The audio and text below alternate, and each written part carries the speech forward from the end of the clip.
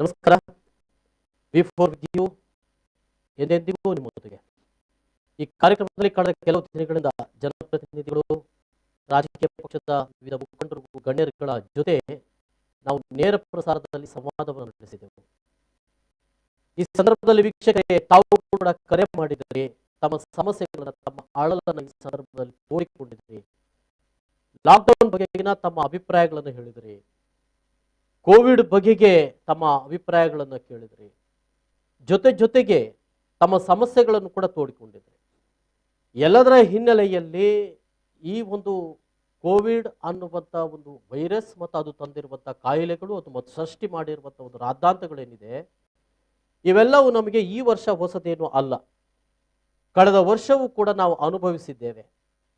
Janata curfew ಅಂದ್ರೆ ಏನು, lockdown ಅಂದ್ರೆ ಏನು, ಆ ನಂತರದಲ್ಲಿ ನಾವು ಕೆಲಸದಿಲ್ಲದ ಸಂದರ್ಭದಲ್ಲಿ ಮನೆಯಲ್ಲೇ ಇದ್ದಾಗ ಆದಂಥ ಸಮಸ್ಯೆಗಳೇನು, ಆಹಾರದ ಕಿಟ್ಗಳನ್ನು ಕೊಟ್ಟಿರೋದು, ಆಮೇಲೆ ಸರ್ಕಾರ ಪ್ಯಾಕೇಜ್ಗಳನ್ನು ಘೋಷಣೆ ಮಾಡಿರುವುದು, ಆನಂತರ EMI ಕಟ್ಟಲಿಕ್ಕೆ ಸಮಸ್ಯೆ ಆಗಿರುವುದು, ಬಿಸ್ನೆಸ್ ಇಲ್ಲದೇ ಇದ್ದದ್ದು, ಇದೆಲ್ಲದರ ನಡುವೆ ಮತ್ತೆ ಎದ್ದು ಬಂದು ನನ್ನ ವ್ಯವಹಾರವನ್ನು ನಾನು ಆರಂಭಿಸ್ತೇನೆ, ನನ್ನ ಕೆಲಸವನ್ನು ಮತ್ತೆ ಆರಂಭಿಸ್ತೇನೆ, ಎಲ್ಲ ರೀತಿಯಾದಂಥ ಚಟುವಟಿಕೆಗಳೊಂದಿಗೆ ನಾನು ಮತ್ತೊಮ್ಮೆ ಎದ್ದು ಬರ್ತೇನೆ ಅಂತ ಹೇಳಿ ಮನುಷ್ಯ ಬಂದಾಗ ಮತ್ತದೇ ಸಮಸ್ಯೆ, ಮತ್ತದೇ ಕೋವಿಡ್ ಎರಡನೇ ಅಲೆ, ಮತ್ತದೇ ಲಾಕ್ಡೌನ್ ಅನ್ನುವಂಥ ಪರಿಸ್ಥಿತಿಗೆ ನಾವು ಬಂದು ಬಿಟ್ಟಿದ್ದೇವೆ.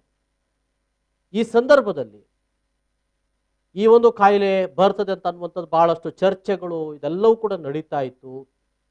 ಒಂದೊಮ್ಮೆ ಎಲ್ಲಿವರೆಗೆ ಅಂತ ಹೇಳಿದ್ರೆ ಈ ಒಂದು ವೈರಸ್ ಇದೆಯಾ ಅನ್ನುವಂಥ ಸಂಶಯಗಳು, ಆ ನಂತರ ಅದು ಇದೆ, ಹಾಗಲ್ಲ ಹೀಗೆ ಅನ್ನುವಂಥ ಒಂದಷ್ಟು ವೈಜ್ಞಾನಿಕವಾದಂಥ ತಜ್ಞರುಗಳ ಅಭಿಪ್ರಾಯಗಳನ್ನು ಕೂಡ ನಾವೆಲ್ಲರೂ ಕೂಡ ಕೇಳಿದೆವು. ಕಳೆದ ವರ್ಷ ಮಾಡಿದ ತಪ್ಪುಗಳು ಈ ಬಾರಿ ಆಗಬಾರದು ಅನ್ನುವ ಕಾರಣಕ್ಕಾಗಿ, ಆ ತಪ್ಪುಗಳು ಆಗದೇ ಇರಲಿ ಅನ್ನೋ ಕಾರಣಕ್ಕಾಗಿ ಒಂದಷ್ಟು ನಮಗೆ ಸಮಯಾವಕಾಶಗಳು ಕೂಡ ಸಿಕ್ಕಿದೆ. ಆದರೂ ಕೂಡ ನಾವು ಇದನ್ನು ಸರಿಪಡಿಸಿಕೊಳ್ಳುವಲ್ಲಿ ಎಡವಿದ್ದೇವೆ ಅನ್ನುವಂಥ ಪ್ರಶ್ನೆಗಳು ಬರ್ತಾ ಇರುವಂಥದ್ದು. ಓಕೆ, ಈ ಎಲ್ಲದರ ನಡುವೆ ಎಲ್ಲ ತಜ್ಞರುಗಳು ಏನು ಅಭಿಪ್ರಾಯಗಳನ್ನು ವ್ಯಕ್ತಪಡಿಸಿದ್ದಾರೆ, ಈ ಸಂದರ್ಭದಲ್ಲಿ ನಾನು ಇವತ್ತು ನಿಮ್ಮ ಜೊತೆ ಅದರ ಬಗ್ಗೆ ಚರ್ಚೆ ಮಾಡ್ತಾ ಇದ್ದೇನೆ. ಈ ಎಲ್ಲ ಲಾಕ್ಡೌನ್ ಆಗಿರುವುದು, ಲಾಕ್ಡೌನ್ ನಂತರದಲ್ಲಿ ಜನರು ಏನೆಷ್ಟು ಸಮಸ್ಯೆಗಳನ್ನು ಪಡ್ತಾ ಇದ್ದಾರೆ, ಆಸ್ಪತ್ರೆಗಳಾಗಿರುವಂಥ ಸಮಸ್ಯೆಗಳೇನು, ಅದು ಇದು ಒಂದಷ್ಟು ನಮ್ಮ ನಡುವೆ ಇವತ್ತು ಬೇರೆ ಬೇರೆ ರೀತಿಯಲ್ಲಿ ಸಾಮಾಜಿಕ ಜಾಲತಾಣಗಳಲ್ಲಿ ಒಂದಷ್ಟು ಪ್ರಶ್ನೆಗಳು ಬಂದಿದ್ದಾವೆ, ಸಮಸ್ಯೆಗಳು ಇದ್ದಿದ್ದಾವೆ.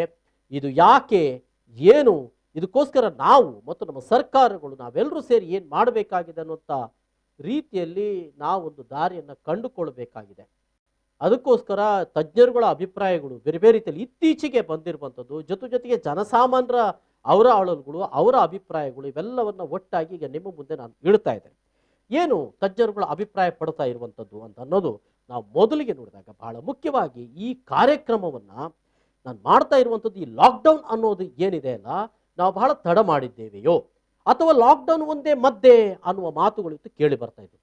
ಲಾಕ್ಡೌನ್ ಈಗ ಮದ್ದು ಅಲ್ಲ ಅಂತ ಬಹಳ ಮಂದಿ ವಾದ ಮಾಡ್ತಾ ಇದ್ದಾರೆ. ಅಂದ್ರೆ ಊರು ಕೊಳ್ಳೆ ಹೋದ ಮೇಲೆ ಕೋಟೆ ಬಾಗಿಲು ಮುಚ್ಚಿದ್ರಂತೆ ಅನ್ನೋ ಗಾದೆ ಮಾತಿದೆ.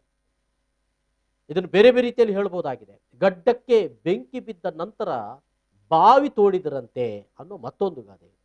ಅದೇ ರೀತಿಯಲ್ಲಿ ಬಹುಶಃ ತಮಗೆ ಒಂದಷ್ಟು ಗಾದೆ ಮಾತುಗಳು, ನಾಣ್ಣುಡಿಗಳು ಹೊಳೆಯಬಹುದು. ಅಂದರೆ ನಾವು ಎಲ್ಲೋ ಒಂದು ಕಡೆ ಎಡವಿದ್ದೇವೆ. ವೈರಸ್ ಅನ್ನು ಒಳಗೆ ತಂದಾಗಿದೆ, ವೈರಸ್ ನಮ್ಮ ಮನೆ ಒಳಗೆ ಬಂದಿದೆ, ಆನಂತರ ಮನೆಯ ಕಿಟಕಿ ಬಾಗಿಲುಗಳನ್ನೆಲ್ಲ ಮುಚ್ಚಿದೆ, ದರೋಡೆಕೋರ ಅಥವಾ ಕಳ್ಳ ನಮ್ಮ ಮನೆಯೊಳಗೆ ಬಂದಿದ್ದಾನೆ, ಮನೆಯೊಳಗೆ ಬಂದ ನಂತರ ನಾವೆಲ್ಲ ಬಾಗಿಲುಗಳನ್ನು ಮುಚ್ಚಿ ನಾವು ಸೇಫ್ ಆಗಿದ್ದೇವೆ ಅಂತ ಹೇಳಿದ್ರೆ ಎಷ್ಟು ಸರಿ? ಸೊ ಈ ಪ್ರಶ್ನೆಗಳು ಇವತ್ತು ಆಗ್ತಾ ಇರುವಂಥದ್ದು. ಹಾಗಾಗಿ ಇವತ್ತು ವಿಧಿಸಿರುವಂಥ ಲಾಕ್ಡೌನ್ ಸರಿಯೇ ಅನ್ನುವಂಥ ಪ್ರಶ್ನೆ ಬರ್ತಾ ಇರುವಂಥದ್ದು. ನೋಡೋಣ ತಜ್ಞರುಗಳು ಏನೇನು ಅಭಿಪ್ರಾಯಗಳನ್ನು ವ್ಯಕ್ತಪಡಿಸಿದ್ದಾರೆ ಅಂತ ಅನ್ನೋದನ್ನು ಇಲ್ಲಿ ನಮಗೆ ತೋರಿಸ್ತಾ ಹೋಗ್ತೇನೆ. ಜೊತೆಗೆ ನೀವು ಕರೆ ಮಾಡಿ ನಿಮ್ಮ ಅಭಿಪ್ರಾಯಗಳು, ಸಮಸ್ಯೆಗಳನ್ನು ಕೂಡ ಆಲಿಸೋಣ. ಈ ಸಂದರ್ಭದಲ್ಲಿ ಎಂದೆಂದಿಗೂ ನಿಮ್ಮೊಂದಿಗೆ ಇದ್ದೇವೆ. ನೋಡೋಣ ಇದೀಗ ಏನೇನು ಸಮಸ್ಯೆಗಳತ್ತ, ಏನೇನು ಅಭಿಪ್ರಾಯಗಳನ್ನು ಈ ಸಂದರ್ಭದಲ್ಲಿ ತಜ್ಞರು ನಮ್ಗೆ ಕೊಟ್ಟಿದ್ದಾರೆ, ಇಲ್ಲಿ ಬರ್ತಾ ಇದೆ ನೋಡು.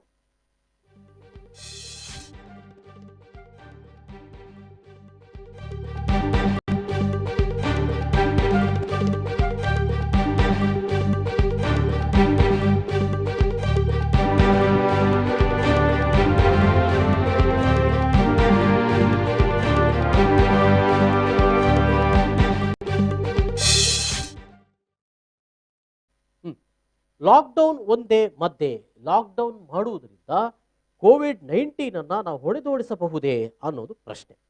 ಲಾಕ್ಡೌನ್ ಮಾಡುವುದರಿಂದ ಕೋವಿಡ್-19 ಅನ್ನ ಹೊಡೆದೋಡಿಸಬಹುದೇ ಅನ್ನೋ ಪ್ರಶ್ನೆಗಳು ಇವತ್ತು ಬೇರೆ ಬೇರೆ ರೀತಿಯಾದಂಥ ಜನಸಾಮಾನ್ಯರು ಸೇರಿದಂತೆ ಕೆಲವು ತಜ್ಞರು ಕೂಡ ಇಟ್ಟಿರುವಂತ ಒಂದು ಪ್ರಶ್ನೆಗಳು. ಅವ್ರು ಏನೆಲ್ಲ ಹೇಳ್ತಾ ಇದ್ದಾರೆ ಅಂತ ಹೇಳಿದ್ರೆ, ವೈರಸ್ ಒಳಗೆ ಬಂದ ನಂತರ ನಾವು ಕೋಟೆ ಬಾಗಿಲು ಹಾಕಿದರೆ ಹೇಗೆ? ಅದೇ ನಾನು ಈಗಾಗಲೇ ಹೇಳ್ತಾ ಇದ್ದೆ, ವೈರಸ್ ಬಂದಾಗಿದೆ, ವೈರಸ್ ಒಳಗೆ ಬಂದ ನಂತರದಲ್ಲಿ ನಾವು ಏನು ಮಾಡಿದರೆ ಏನು ಫಲ? ಅದು ಆಲ್ರೆಡಿ ಬಂದಾಗಿದೆ, ಎಲ್ಲರ ದೇಹದೊಳಗೆ ಹೊಕ್ಕಾಗಿದೆ. ಆಲ್ರೆಡಿ ಮನೆಯಲ್ಲೊಬ್ಬ ಕೋವಿಡ್-19 ರೋಗಿ ಇದ್ದಾನೆ, ನಮ್ಗೆ ಗೊತ್ತಿಲ್ಲ ಆತ ಕೋವಿಡ್ ಅಂತ ಹೇಳಿ, ಆತನಿಗೆ ಯಾವತ್ತೋ ಬಂದಾಗಿದೆ. ಈಗ ನಾವು ಮತ್ತೆ ಕೋಟೆ ಬಾಗಿಲು ಹಾಕಿದರೆ ಏನು ಪ್ರಯೋಜನ ಹೇಳಿ ಅಂತ ಅನ್ನುವಂಥದ್ದು. ಇದು ಈ ಬಾರಿ ಮಾತ್ರವಲ್ಲ, ಕಳೆದ ಬಾರಿ ಕೂಡ ಎದ್ದಿರುವಂತ ಪ್ರಶ್ನೆ. ಈ ಬಾರಿಯ 2ನೇ ಅಲೆಯ ನಂತರದಲ್ಲೂ ಕೂಡ ಬಹಳ ಮಂದಿ ಪ್ರಶ್ನೆ ಮಾಡಿದರೆ ಏನು ಅಂತ ಹೇಳಿದ್ರೆ, ಇದಕ್ಕೆ ಯಾವುದೇ ರೀತಿಯ ಲಾಕ್ಡೌನ್ ಕೂಡ ಮದ್ದು ಅಲ್ಲ ಅಂತ ಅನ್ನುವಂಥದ್ದು. ಎಲ್ಲಿವರೆಗೆ ಅಂತ ಹೇಳಿದ್ರೆ, ನಮ್ಮ ರಾಜ್ಯದ ಮುಖ್ಯಮಂತ್ರಿಗಳು ಕೂಡ ನಾವು ಯಾವುದೇ ಕಾರಣಕ್ಕೆ ಲಾಕ್ಡೌನ್ ಅನ್ನ ವಿಧಿಸುವುದಿಲ್ಲ ಅನ್ನುವ ರೀತಿಯಲ್ಲೇ ಮಾತಾಡ್ತಾ ಇದ್ರು. ಆದ್ರೆ ಲಾಕ್ಡೌನ್ ವಿಧಿಸುವ ಕೇವಲ 2 ದಿನದ ಮುಂಚೆ ನಾವು ಲಾಕ್ಡೌನ್ ಅನ್ನು ವಿಧಿಸಿದ್ದೇವೆ ಅಂತ ಹೇಳಿಬಿಡ್ತಾರೆ. ಅಂದ್ರೆ ಲಾಕ್ಡೌನ್ ಮಾದರಿಯ ಒಂದು ಕರ್ಫ್ಯೂ ಅನ್ನು ವಿಧಿಸಿದ್ದೇವೆ ಅಂತ ಹೇಳಿಬಿಡ್ತಾರೆ. ಅಂದ್ರೆ ಲಾಕ್ಡೌನ್ ಹಾಕುವುದು ಸರಿಯಲ್ಲ, ಲಾಕ್ಡೌನ್ ಇದಕ್ಕೆ ಮದ್ದಲ್ಲ ಅಂತ ಬಹಳ ತಜ್ಞರುಗಳು ಹೇಳಿದ ನಂತರವೂ ಕೂಡ ನಾವು ಮತ್ತೆ ಲಾಕ್ಡೌನ್ ಅನ್ನು ನೆಚ್ಚಿಕೊಂಡಿದ್ದೇವಲ್ಲ ಅನ್ನೋದು ಪ್ರಶ್ನೆ. ಹಾಗಾದ್ರೆ ಯಾಕೆ ಈ ರೀತಿಯಾದಂತಹ ಇದಾಗಿದೆ? ಹಾಗಾದ್ರೆ ಏನ್ ಮಾಡಬೇಕಾಗಿತ್ತು ಅನ್ನೋ ಪ್ರಶ್ನೆಗಳನ್ನು ಕೂಡ ತಜ್ಞರು ಬಹಳ ಮಂದಿ ಇಟ್ಟಿದ್ದಾರೆ. ಅಂದ್ರೆ ಓಕೆ, ಈಗ ಒಬ್ರು ನಮ್ಮ ಜೊತೆ ನೇರ ಸಂಪರ್ಕದಲ್ಲಿದ್ದಾರೆ. ನಮಸ್ಕಾರ. ಹಲೋ, ನಮಸ್ಕಾರ ಸರ್. ಹಮೀದ್ ವಿಟ್ಲ ಅವರೇ ಮಾತಾಡಿ, ಏನ್ ಅಭಿಪ್ರಾಯ ವ್ಯಕ್ತಪಡಿಸ್ತೀರಿ? ಹಲೋ ಮಾತಾಡಿ. ಹಲೋ, ನಾನು ಹಮೀದ್ ವಿಟ್ಲಿಂದ. ಹಮೀದ್ ವಿಟ್ಲರೇ ಮಾತಾಡಿ. ಕೊರೋನಾದಿಂದ ಮೃತರಾದವರ ಕುಟುಂಬಕ್ಕೆ ಸರ್ಕಾರದಿಂದ ಏನಾದರೂ ಪರಿಹಾರ ಸಿಗಬಹುದೇ? ಅದಕ್ಕಾಗಿ ಅವರು ಏನ್ ಮಾಡಬೇಕು? ಸರಿ ಸರ್, ತಾವು ಬಹುಶಃ ಜನಪ್ರತಿನಿಧಿಗಳಿರುವ ಸಂದರ್ಭದಲ್ಲೂ ಕೂಡ ಈ ಪ್ರಶ್ನೆಗಳನ್ನ ಕೇಳಿದಿರಿ. Thank you. ಕೊರೋನಾ ಬಂದ ನಂತರದಲ್ಲಿ ನಾವೇನಾದ್ರೂ ಪ್ಯಾಕೇಜ್ ನಿರೀಕ್ಷಿಸಬಹುದೇ ಅಂತ ಈ ಒಂದಷ್ಟು ವಿಚಾರಗಳನ್ನು ನಾನು ಮತ್ತೆ ಮುಂದೆ ಇಡ್ತೇನೆ. ಇದೀಗ ಈ ವಿಚಾರವಾಗಿ ನಾನು ಏನು ಅಲ್ಲಿ ನಿಮಗೆ ಮುಂದ್ಗಡೆ ಬರ್ತಾ ಇದೆ, ಇದ್ರ ಬಗ್ಗೆ ನಾನು ಹೇಳ್ತಾ ಇದ್ದೇನೆ. ನೋಡಿ ಎಲ್ಲಿವರೆಗೆ ಆಗಿದೆ ಅಂತ ಹೇಳಿದ್ರೆ, ಮುಂದೆ ಮತ್ತೆ ನಾನು ಹೋಗ್ತಾ ಇದ್ದೇನೆ. ಮಕ್ಕಳು ಯುವಕರು ಮೈದಾನದಲ್ಲಿ ಆಡುವಂತಿಲ್ಲ, ಅವರು ಆಟ ಆಡದೇ ಇರುವುದರಿಂದ ಇದ್ರ ಬಗ್ಗೆ ಯಾವ ರೀತಿಯ ದುಷ್ಪರಿಣಾಮ ಆಗಬಹುದು ಅನ್ನುವಂಥ ಚಿಂತನೆ ನಡೆದಿದೆ ಅಂತ ಅನ್ನುವಂಥದ್ದು. ಲಾಕ್ಡೌನ್ ಮಾಡುವುದರಿಂದ ಮಕ್ಕಳು ಮತ್ತು ಯುವಕರು ಮೈದಾನದಲ್ಲಿ ಆಟ ಆಡುವಂತಿಲ್ಲ, ಮಕ್ಕಳು ಮತ್ತು ಯುವಕರು ಮೈದಾನದಲ್ಲಿ ಆಟ ಆಡುವಂತಿಲ್ಲ, ಇದರ ದುಷ್ಪರಿಣಾಮಗಳು ಏನು ಅನ್ನೋದ್ರ ಬಗ್ಗೆ ಚಿಂತನೆ ನಡೆದಿದೆಯೇ? ಇದನ್ನು ಚಿಂತನೆ ನಡೆಸಬೇಕಾಗಿದೆ. ಯಾಕಂತ ಹೇಳಿದ್ರೆ, ನೀವು ತಿಂಗಳು ಗಟ್ಟಲೆ ಮಕ್ಕಳನ್ನ ಮನೆಯೊಳಗೆ ಕೂಡಿ ಹಾಕಿದ್ರೆ, ಯುವಕರಿಗೆ ಯಾವುದೇ ಹೊರಾಂಗಣ ಕ್ರೀಡೆಗಳಿಗೆ ಅವಕಾಶ ಮಾಡಿಕೊಡದಿದ್ದರೆ ಅವರು ಏನಾಗ್ತಾರೆ? ಅವರು ಯಾವ ರೀತಿಯ ಚಟುವಟಿಕೆಗಳನ್ನು ನಡೆಸ್ತಾರೆ? 4 ಗೋಡೆಯ ನಡುವೆ ಇದ್ದಾಗ ಅವರಲ್ಲಿ ಅವರ ಚಟುವಟಿಕೆಗಳು ಏನಾಗಿ ಬಿಡುತ್ತವೆ? ಬಹುಶಃ ಇದ್ರ ಬಗ್ಗೆ ಸರ್ಕಾರ ಚಿಂತನೆ ನಡೆಸಬೇಕಾಗಿದೆ. ಅಂದ್ರೆ ಲಾಕ್ಡೌನ್ ಹಾಕಿದಕ್ಕಿಂತ ಮೊದಲೇ ನಾವು ಈ ರೀತಿಯ ಕ್ರಮಗಳನ್ನು ಕೈಗೊಳ್ತೇವೆ ಅಂತ ಅನ್ನುವಾಗ ಸರ್ಕಾರ ಚಿಂತಕರ ಮಟ್ಟದಲ್ಲಿ ನಡೀಬೇಕು. ಹಾಗಾಗಿ ಕೇವಲ ವೈದ್ಯರು ಮಾತ್ರ ಅಲ್ಲ, ಮಾನಸಿಕ ಶಾಸ್ತ್ರಜ್ಞರು, ಮಕ್ಕಳ ತಜ್ಞರು, ಯುವಕರ ಬಗೆಗೆ ಚಿಂತನೆ ಮಾಡುವವರು ಕೂಡ ಈ ಸಂದರ್ಭದಲ್ಲಿ ಈ ರೀತಿಯಾದಂತ ವಿಚಾರಗಳ ಬಗೆಗೆ ಅವಲೋಕನ ನಡೆಸುವಂತ ಅಗತ್ಯತೆ ಇತ್ತು ಅಂತ ಅನ್ನೋದನ್ನ ನಾವಿಲ್ಲಿ ಕಾಣಬಹುದಾಗಿದೆ. ಯುವಕರು ಮೈದಾನದಲ್ಲಿ ಆಟ ಆಡಿದರೆ ಲಾಠಿ ಚಾರ್ಜ್ ಅನ್ನ ಮಾಡಿದ್ರು, ಓಡಿಸಿದ್ರು. ಆದ್ರೆ ಅದೇ ಇನ್ನೊಂದು ಕಡೆಯಲ್ಲಿ ಕಟ್ಟಡ ಕಾರ್ಮಿಕರಿಗೆ ಅವಕಾಶ ಮಾಡಿಕೊಟ್ರು, ಅವರಲ್ಲಿ ಕೆಲಸ ಮಾಡ್ತಾ ಇದ್ದಾರೆ. ಇದೇ ಸಂದರ್ಭದಲ್ಲಿ ಮತ್ತೊಂದೆಲ್ಲೋ ಕೈಗಾರಿಕೆಗೆ ನೀವು ದುಡೀರಿ ಅಂತ ಹೇಳಿ ಅವರಿಗೆ ಅವಕಾಶ ಮಾಡಿಕೊಡ್ತಾ ಇದ್ದಾರೆ. ಆಟ ಆಡಬಾರದು ಅಂತ ಅನ್ನೋದ ಕಾರಣಕ್ಕೆ ಅವರ ಮೇಲೆ ಅವರನ್ನ ಓಡಿಸುವಂತ ಅವಕಾಶವೇ ಇಲ್ಲದಂತ ಸಂದರ್ಭ ಬಂದಾಗ ಇದು ಯಾವ ರೀತಿಯ ಮುಂದಿನ ದಿನಗಳಲ್ಲಿ ಯಾವ ರೀತಿ ದುಷ್ಪರಿಣಾಮ ಬೀರ್ತದೆ ಅನ್ನೋದ್ರ ಬಗೆಗೆ ಇಲ್ಲಿವರೆಗೆ ನೀವು ಚಿಂತನೆ ಮಾಡಲಿಲ್ಲ. ಮುಂದೆ ಆದ್ರೂ ಕೂಡ ಇದಕ್ಕೆ ಸಂಬಂಧಪಟ್ಟವರು ಚಿಂತನೆ ನಡೆಸುತ್ತಾರೆಯೇ ಅನ್ನೋದು ಬಹಳ ಅಗತ್ಯ. ಮಕ್ಕಳು ಮತ್ತು ಯುವಕರು ಅವರು ಆಟ ಆಡದೇ ಇದ್ರೆ, ಕ್ರೀಡಾಂಗಣದಲ್ಲಿ ಹೊರಾಂಗಣವಾದಂತ ಮೈದಾನದಲ್ಲಿ ಅವರಿಗೆ ನೀವು ಈ ರೀತಿಯ ಅವಕಾಶಗಳನ್ನು ಮಾಡಿಕೊಡದೇ ಇದ್ರೆ ಮುಂದೆ ಏನಾಗ್ಬೋದು ಅನ್ನೋದರ ಬಗೆಗೆ ನಾವು ಚಿಂತನೆ ನಡೆಸಿ. ಎಸ್, ಕೋವಿಡ್ ಬಹಳ ಡೇಂಜರ್, ಎಸ್ ಇಟ್ಕೊಳ್ಳೋಣ, ಅದಕ್ಕೆ ಬೇಕಾದಂತ ಎಲ್ಲಾ ರೀತಿಯ ನಾವು ಇದನ್ನು ಮಾಡ್ಕೊಳ್ಳೋಣ. ಆದ್ರೂ ಅದಕ್ಕಿಂತಲೂ ಅಪಾಯಕಾರಿಯಾದಂತ ಒಂದಷ್ಟು ಬೆಳವಣಿಗೆಗಳು ಆಗ್ತಾ ಇದೆ ಅನ್ನೋದನ್ನ ನೀವು ಮನಗಂಡಿದ್ದೀರಿ. ಇದ್ರ ಬಗೆಗೆ ಯಾವ ರೀತಿಯ ಚರ್ಚೆಗಳನ್ನು ನಡೆಸಿದ್ದೀರಿ? ತಜ್ಞರ ಜೊತೆಗೆ ಯಾವ ರೀತಿಯ ಮಾತುಕತೆಗಳು ಮಾಡಿದ್ದೀರಿ? ಮಾಡಿಲ್ಲ ಅಂತಾದ್ರೆ ಮುಂದೆ ಏನಾದ್ರೂ ಮಾಡ್ತೀರಾ? ಇದ್ರ ಬಗ್ಗೆ ಏನು ಕ್ರಮ ಕೈಗೊಳ್ಳಬಹುದು ಅನ್ನೋದರ ಬಗೆಗೆ ನೀವು ನಿಮ್ಮ ಚಿಂತನೆಗಳನ್ನು ನಡೆಸ್ತೀರಾ ಅಂತನ್ನುವಂಥದ್ದು ಇದು ಕೂಡ ಗಂಭೀರ ಪ್ರಶ್ನೆ ಅನ್ನೋದನ್ನ ಸಂಬಂಧಪಟ್ಟ ಸರ್ಕಾರ ಇಲಾಖೆ ಚಿಂತನೆ ನಡೆಸಬೇಕಾಗಿದೆ. ಶಾಲೆಗೆ ಹೋಗದ ಮಕ್ಕಳು ನೆಕ್ಸ್ಟ್ ನೋಡ್ತಾ ಇದ್ದೇವೆ. ಶಾಲೆಗೆ ಹೋಗದ ಮಕ್ಕಳು ಮನೆಯಲ್ಲಿ ಏನ್ ಮಾಡ್ತಾ ಇದ್ದಾರೆ? ಬಹಳ ಪ್ರಮುಖವಾದಂತ ಪ್ರಶ್ನೆ. ಶಾಲೆಗೆ ಹೋಗ್ಲಿಕ್ಕಿಲ್ಲ, ಮಕ್ಕಳು ಮನೆಯಲ್ಲಿ ಇದ್ದಾರೆ, ಈ ಲಾಕ್ಡೌನ್ ಅಲ್ಲ. ಓಕೆ, SSLC ಮಕ್ಕಳಿಗೆ ಅವ್ರು ಹೋದ್ರು, PUC ಮಕ್ಕಳು ಹೋದ್ರು, ಅದಕ್ಕಿಂತ ಕೆಳಗಿನ ಮಕ್ಕಳು ಪ್ರೈಮರಿ, ಹೈಯರ್ ಪ್ರೈಮರಿ ಎಲ್ಲೋ 6th 7th ನವರೆಗೆ ಕೊಟ್ರಿ. ಕೆಲವು ಕಡೆಗಳಲ್ಲಿ ಪ್ರೈವೇಟ್ ಇನ್ಸ್ಟಿಟ್ಯೂಷನ್ಗಳು ಮಕ್ಕಳನ್ನ ಕರೆಸಿಕೊಂಡವು, ಕೆಲವೊಂದು ಕಡೆಗಳಲ್ಲಿ ಮಾತ್ರ ಹೈಫೈ ಸ್ಕೂಲ್ಗಳು. ಸರ್ಕಾರಿ ಶಾಲೆಗಳಿಗೆ ಮಕ್ಕಳು ಹೋಗ್ಲೇ ಇಲ್ಲ. ಕಳೆದ 1 ವರ್ಷದಿಂದ ನೆನಪಿಡಿ, 1 ವರ್ಷದಿಂದ ಮಕ್ಕಳು ಶಾಲೆಗೆ ಹೋಗ್ಲಿಲ್ಲ, ಮನೆಯಲ್ಲೇ ಇದ್ದಾರೆ. ಓಕೆ, ಆನ್ಲೈನ್ ತರಗತಿಗಳು ನಡೆದಿವೆ. ಬಹಳ ಮಕ್ಕಳು ಆಫ್ಲೈನ್ ನಲ್ಲಿ ಅವರ ಶಿಕ್ಷಣದ ಕೆಲಸಗಳನ್ನ ಮಾಡ್ತಾ ಇದ್ದಾರೆ. ಅಂದ್ರೆ ಎಲ್ಲೋ ಒಂದಷ್ಟು ಪ್ರಶ್ನೆಗಳು, ಆ ಪ್ರಶ್ನೆಗಳಿಗೆ ಇವರು ಉತ್ತರವನ್ನ ಬರೀಬೇಕು. ಅವರ ತಂದೆ ತಾಯಂದ್ರು ಒಟ್ಟಿಗೆ ಇದ್ದುಕೊಂಡು ಅದಕ್ಕೆ ಹೇಳಬೇಕು. ಆದ್ರೆ ಶಾಲೆ ಅಂತ ಅನ್ನೋದೇನಿದೆ, ಅಲ್ಲಿ ಶಿಕ್ಷಕರಿದ್ದಾರೆ, ಅದಕ್ಕೆ ಪೂರಕವಾದಂತ ಒಂದು ವಾತಾವರಣ ಅಲ್ಲಿ ಇದೆ. ಮತ್ತು ಅವರು ಕಲಿಯಲೇಬೇಕಾದ, ತಿಳಿದುಕೊಳ್ಳಲೇಬೇಕಾದಂತ ಒಂದು ವಾತಾವರಣ ಮತ್ತು ಒಂದು ರೀತಿಯ ಒಂದು ಕಟ್ಟಪ್ಪಣೆ ಅಂತ ಹೇಳ್ತಾರಲ್ಲ, ಅಲ್ಲಿ ನಾನು ಮಾಡಿಕೊಳ್ಳೇಬೇಕು. ಅಲ್ಲಿ ನನ್ನ ಗಣಿತ, ಮ್ಯಾಥಮೆಟಿಕ್ಸ್ ಆಗ್ಲಿ, ಸೈನ್ಸ್ ಆಗ್ಲಿ, ಮತ್ತೊಂದಾಗ್ಲಿ, ಇನ್ನೊಂದು ಆಗ್ಲಿ, ಒಂದೊಂದು ಪಿರಿಯಡ್ಗಳಿರ್ತದೆ. ಆಯಾಯ ಪಿರಿಯಡ್ಗೆ ತಕ್ಕಂತೆ ಅವನು ಇಂಥದೇ ಕ್ಲಾಸ್ಗಳನ್ನ ಅವನು ಅಲ್ಲಿ ಹೋಗಬೇಕು, ಅದನ್ನು ಬರೀಬೇಕು, ತಿಳಿದುಕೊಳ್ಬೇಕು ಅಂತ ಇದೆ ಶಾಲೆಯಲ್ಲಿ, ಸ್ಕೂಲ್ನಲ್ಲಿ. ಆದ್ರೆ ಮನೆಯಲ್ಲಿದ್ದಾಗ ಇದು ಇರುತ್ತದೆಯೇ? ಎಲ್ಲಿವರೆಗೆ ಆಫ್ಲೈನ್ ಅಥವಾ ಆನ್ಲೈನ್ ಅಂತ ತರಗತಿಗಳನ್ನ ನೀವು ಇದೇ ರೀತಿಯಲ್ಲಿ ಮಾಡ್ಕೊಳ್ತೀರಾ? ಎಷ್ಟು ಮಕ್ಕಳು ಇದರಿಂದ ತಿಳುವಳಿಕೆಯನ್ನು ಪಡೆದುಕೊಳ್ಳಬಹುದು? First standard, second standard, third standard ಆಯ್ತು, ಮೇಲಕ್ಕೆ ಹೋದ್ರು. ಆದರೆ ತಿಳುವಳಿಕೆ, ಅವರ ಜ್ಞಾನಾರ್ಜನೆ ಎಲ್ಲಿವರೆಗೆ ಇದೆ? ಅದಕ್ಕೆ ಪೂರಕವಾಗಿ ಅವರು ಬೆಳೆದಿದ್ದಾರೆಯೇ? ಅವರ ಬೌದ್ಧಿಕವಾದಂತ ರೀತಿಯಲ್ಲಿ ಆ ಬೌದ್ಧಿಕವಾದಂತ ಸಾಮರ್ಥ್ಯಗಳನ್ನ ಆ ಮಕ್ಕಳು ಪಡೆದುಕೊಂಡಿದ್ದಾರೆ? ಇವುಗಳ ಬಗೆಗೆ ಏನಾದರೂ ಚಿಂತನೆಯನ್ನು ನಡೆಸಿದ್ದೀರಾ? ಶಿಕ್ಷಣ ತಜ್ಞರ ಜೊತೆಗೆ ಮಾತನಾಡಿದ್ದೀರಾ? ಮಕ್ಕಳ ತಜ್ಞರ ಜೊತೆಗೆ ಇಲ್ಲಿ ನೀವು ಮಾತನಾಡಿದ್ದೀರಾ? ಏನು ಕ್ರಮಗಳನ್ನು ಕೈಗೊಳ್ಳಬೇಕಾದಿತ್ತು ಮತ್ತು ಮಕ್ಕಳ ಮೇಲೆ ಇದು ಯಾವ ರೀತಿಯ ಒಂದು ದುಷ್ಪರಿಣಾಮಗಳು ಬೀರಬಹುದು ಅಂತ ಅನ್ನುವಂಥದ್ದು. ಓಕೆ, ಏನು ಮಾಡಬೇಕನ್ನುವಂಥ ಮಾರ್ಗಸೂಚಿ ಇದೆಯೇ ಅಂತ ಅನ್ನೋದು ಒಂದು. ಇನ್ನೊಂದು, ಆನ್ಲೈನ್ ಶಿಕ್ಷಣದ ದುಷ್ಪರಿಣಾಮ. ನೆಕ್ಸ್ಟ್, ಆನ್ಲೈನ್ ಶಿಕ್ಷಣದ ದುಷ್ಪರಿಣಾಮ ಏನು? ತಜ್ಞರುಗಳಿಂದ ಇದ್ರ ಬಗ್ಗೆ ಚರ್ಚೆ ಇದೆಯೇ? ಆನ್ಲೈನ್ ಶಿಕ್ಷಣವನ್ನು ನಾವು ಪಡಿತಾ ಇದ್ದೇವೆ, ಆನ್ಲೈನ್ ಶಿಕ್ಷಣ, ಆದ್ರೆ ಪ್ರಾಕ್ಟಿಕಲ್ ಇಲ್ಲ. ಅಲ್ಲಿ ಕೇವಲ ಟೆಕ್ಸ್ಟ್ ಬುಕ್, ಅದು ಪ್ರಾಕ್ಟಿಕಲ್ ಆಗಿ ಮಕ್ಕಳು ಏನನ್ನು ಕೂಡ ತಿಳಿದುಕೊಳ್ಳಲಿಕ್ಕೆ ಸಾಧ್ಯ ಇಲ್ಲ. ಸೊ ಈ ಬಗೆಗಿನ ಚಿಂತನೆಗಳು ನಡೆದಿದ್ದಾವೆ. ಎಸ್, ಬಹಳ ಮಂದಿ ಈ ಸಂದರ್ಭದಲ್ಲಿ ಬಂದಾಗ ನಮಗೆ ಒಂದು ಅಭಿಪ್ರಾಯಗಳನ್ನು ಕೊಡ್ತಾ ಇದ್ರು. ಏನಂತ ಹೇಳಿದ್ರೆ, ಲಾಕ್ಡೌನ್ ಅಂತ ಅನ್ನೋದು ಒಂದು ಸಮಯೋಚಿತವಾದಂತ ನಿರ್ಧಾರಗಳನ್ನು ತೆಗೆದುಕೊಳ್ಳಲಿಕ್ಕೆ ಇರುವಂತ ಒಂದು ಅವಧಿ, ನಮಗೊಂದು ರಜೆ ಕೊಟ್ಟ ಹಾಗೆ. ಇಲ್ಲಿ ಜನರಿಗಿಂತಲೂ ಮುಖ್ಯವಾಗಿ ನಮ್ಮ ಆಡಳಿತ, ನಮ್ಮ ಇಲಾಖೆಗಳು ಅದಕ್ಕೆ ಬೇಕಾದಂತ ಹೋಮ್ವರ್ಕ್ ಗಳನ್ನ ಮಾಡಿಕೊಳ್ಬೇಕು. ಹೋಮ್ವರ್ಕ್ ಮಾಡಿಕೊಳ್ಳಿಕ್ಕೆ ಇದೊಂದು ನಮಗೆ ತಯಾರಿ. ಯಾಕಂತ ಹೇಳಿದ್ರೆ ನಾವು ಇದ್ರ ಒಳಗನೆ ಇರ್ಲಿಕ್ಕೆ ಆಗೋದಿಲ್ಲ, 4 ಗೋಡೆಯ ಒಳಗಡೆ ಇರ್ಲಿಕ್ಕೆ ಖಂಡಿತ ಸಾಧ್ಯ ಇಲ್ಲ. ಇದರಿಂದ ಏನಿದ್ರು ಕೂಡ ಹೊರಗೆ ಬರಬೇಕು. ಈ ಹಿಂದೆ ಸಿಡುಬು ಬಂದಿದೆ, ಕ್ಷಯರೋಗ ಬಂದಿದೆ, ಮತ್ತೊಂದು ಇನ್ನೊಂದು ಅನ್ನುವಂಥ ಕಾಯಿಲೆಗಳು ಕೂಡ ಬಂದಿದೆ. ಒಂದಷ್ಟು ಸಮಯ ನಮಗೆ ಅದು ಅವಕಾಶ ಪಟ್ಕೊಂಡು ಮತ್ತೆ ನಾವು ಅದರಿಂದ ಹೊರಗೆ ಬಂದಿದ್ದೇವೆ. ಇಷ್ಟು ಅವಧಿಯಲ್ಲಿ ನಮ್ಮ ಮನೆ ಒಳಗಡೆ ಇರಲಿಲ್ಲ. ಇದು ಅತ್ಯಧಿಕ. 1ನೇ ವರ್ಷ ಆಯ್ತು, ಈಗ 2ನೇ ವರ್ಷಕ್ಕೆ ಬರ್ತಾ ಇದ್ದೇವೆ. ಇಂಥ ಸಂದರ್ಭದಲ್ಲಿ ನಾವು ಇದನ್ನು ಆಲೋಚನೆ ಮಾಡಬೇಕೇ ಬೇಡವೇ? ಮಕ್ಕಳ ಬೌದ್ಧಿಕ ಸಾಮರ್ಥ್ಯದ ಮೇಲೆ ಯಾವ ರೀತಿಯ ಒಂದು ಪರಿಣಾಮವನ್ನು ಬೀರ್ತದೆ ಅಂತ ಅನ್ನೋದರ ಬಗೆಗೆ ಸಂಬಂಧಪಟ್ಟ ಇಲಾಖೆ ಇದ್ರ ಬಗೆಗೆ ಚಿಂತನೆಯನ್ನು ನಡೆಸಬೇಕಾಗಿದೆ ಅಂತ ಅನ್ನುವಂಥದ್ದನ್ನ ಬಹಳ ಮುಖ್ಯವಾಗಿ ನಮ್ಮ ತಜ್ಞರುಗಳು ಈ ಅಭಿಪ್ರಾಯಗಳನ್ನ ಮುಂದಿಟ್ಟಿದ್ದಾರೆ.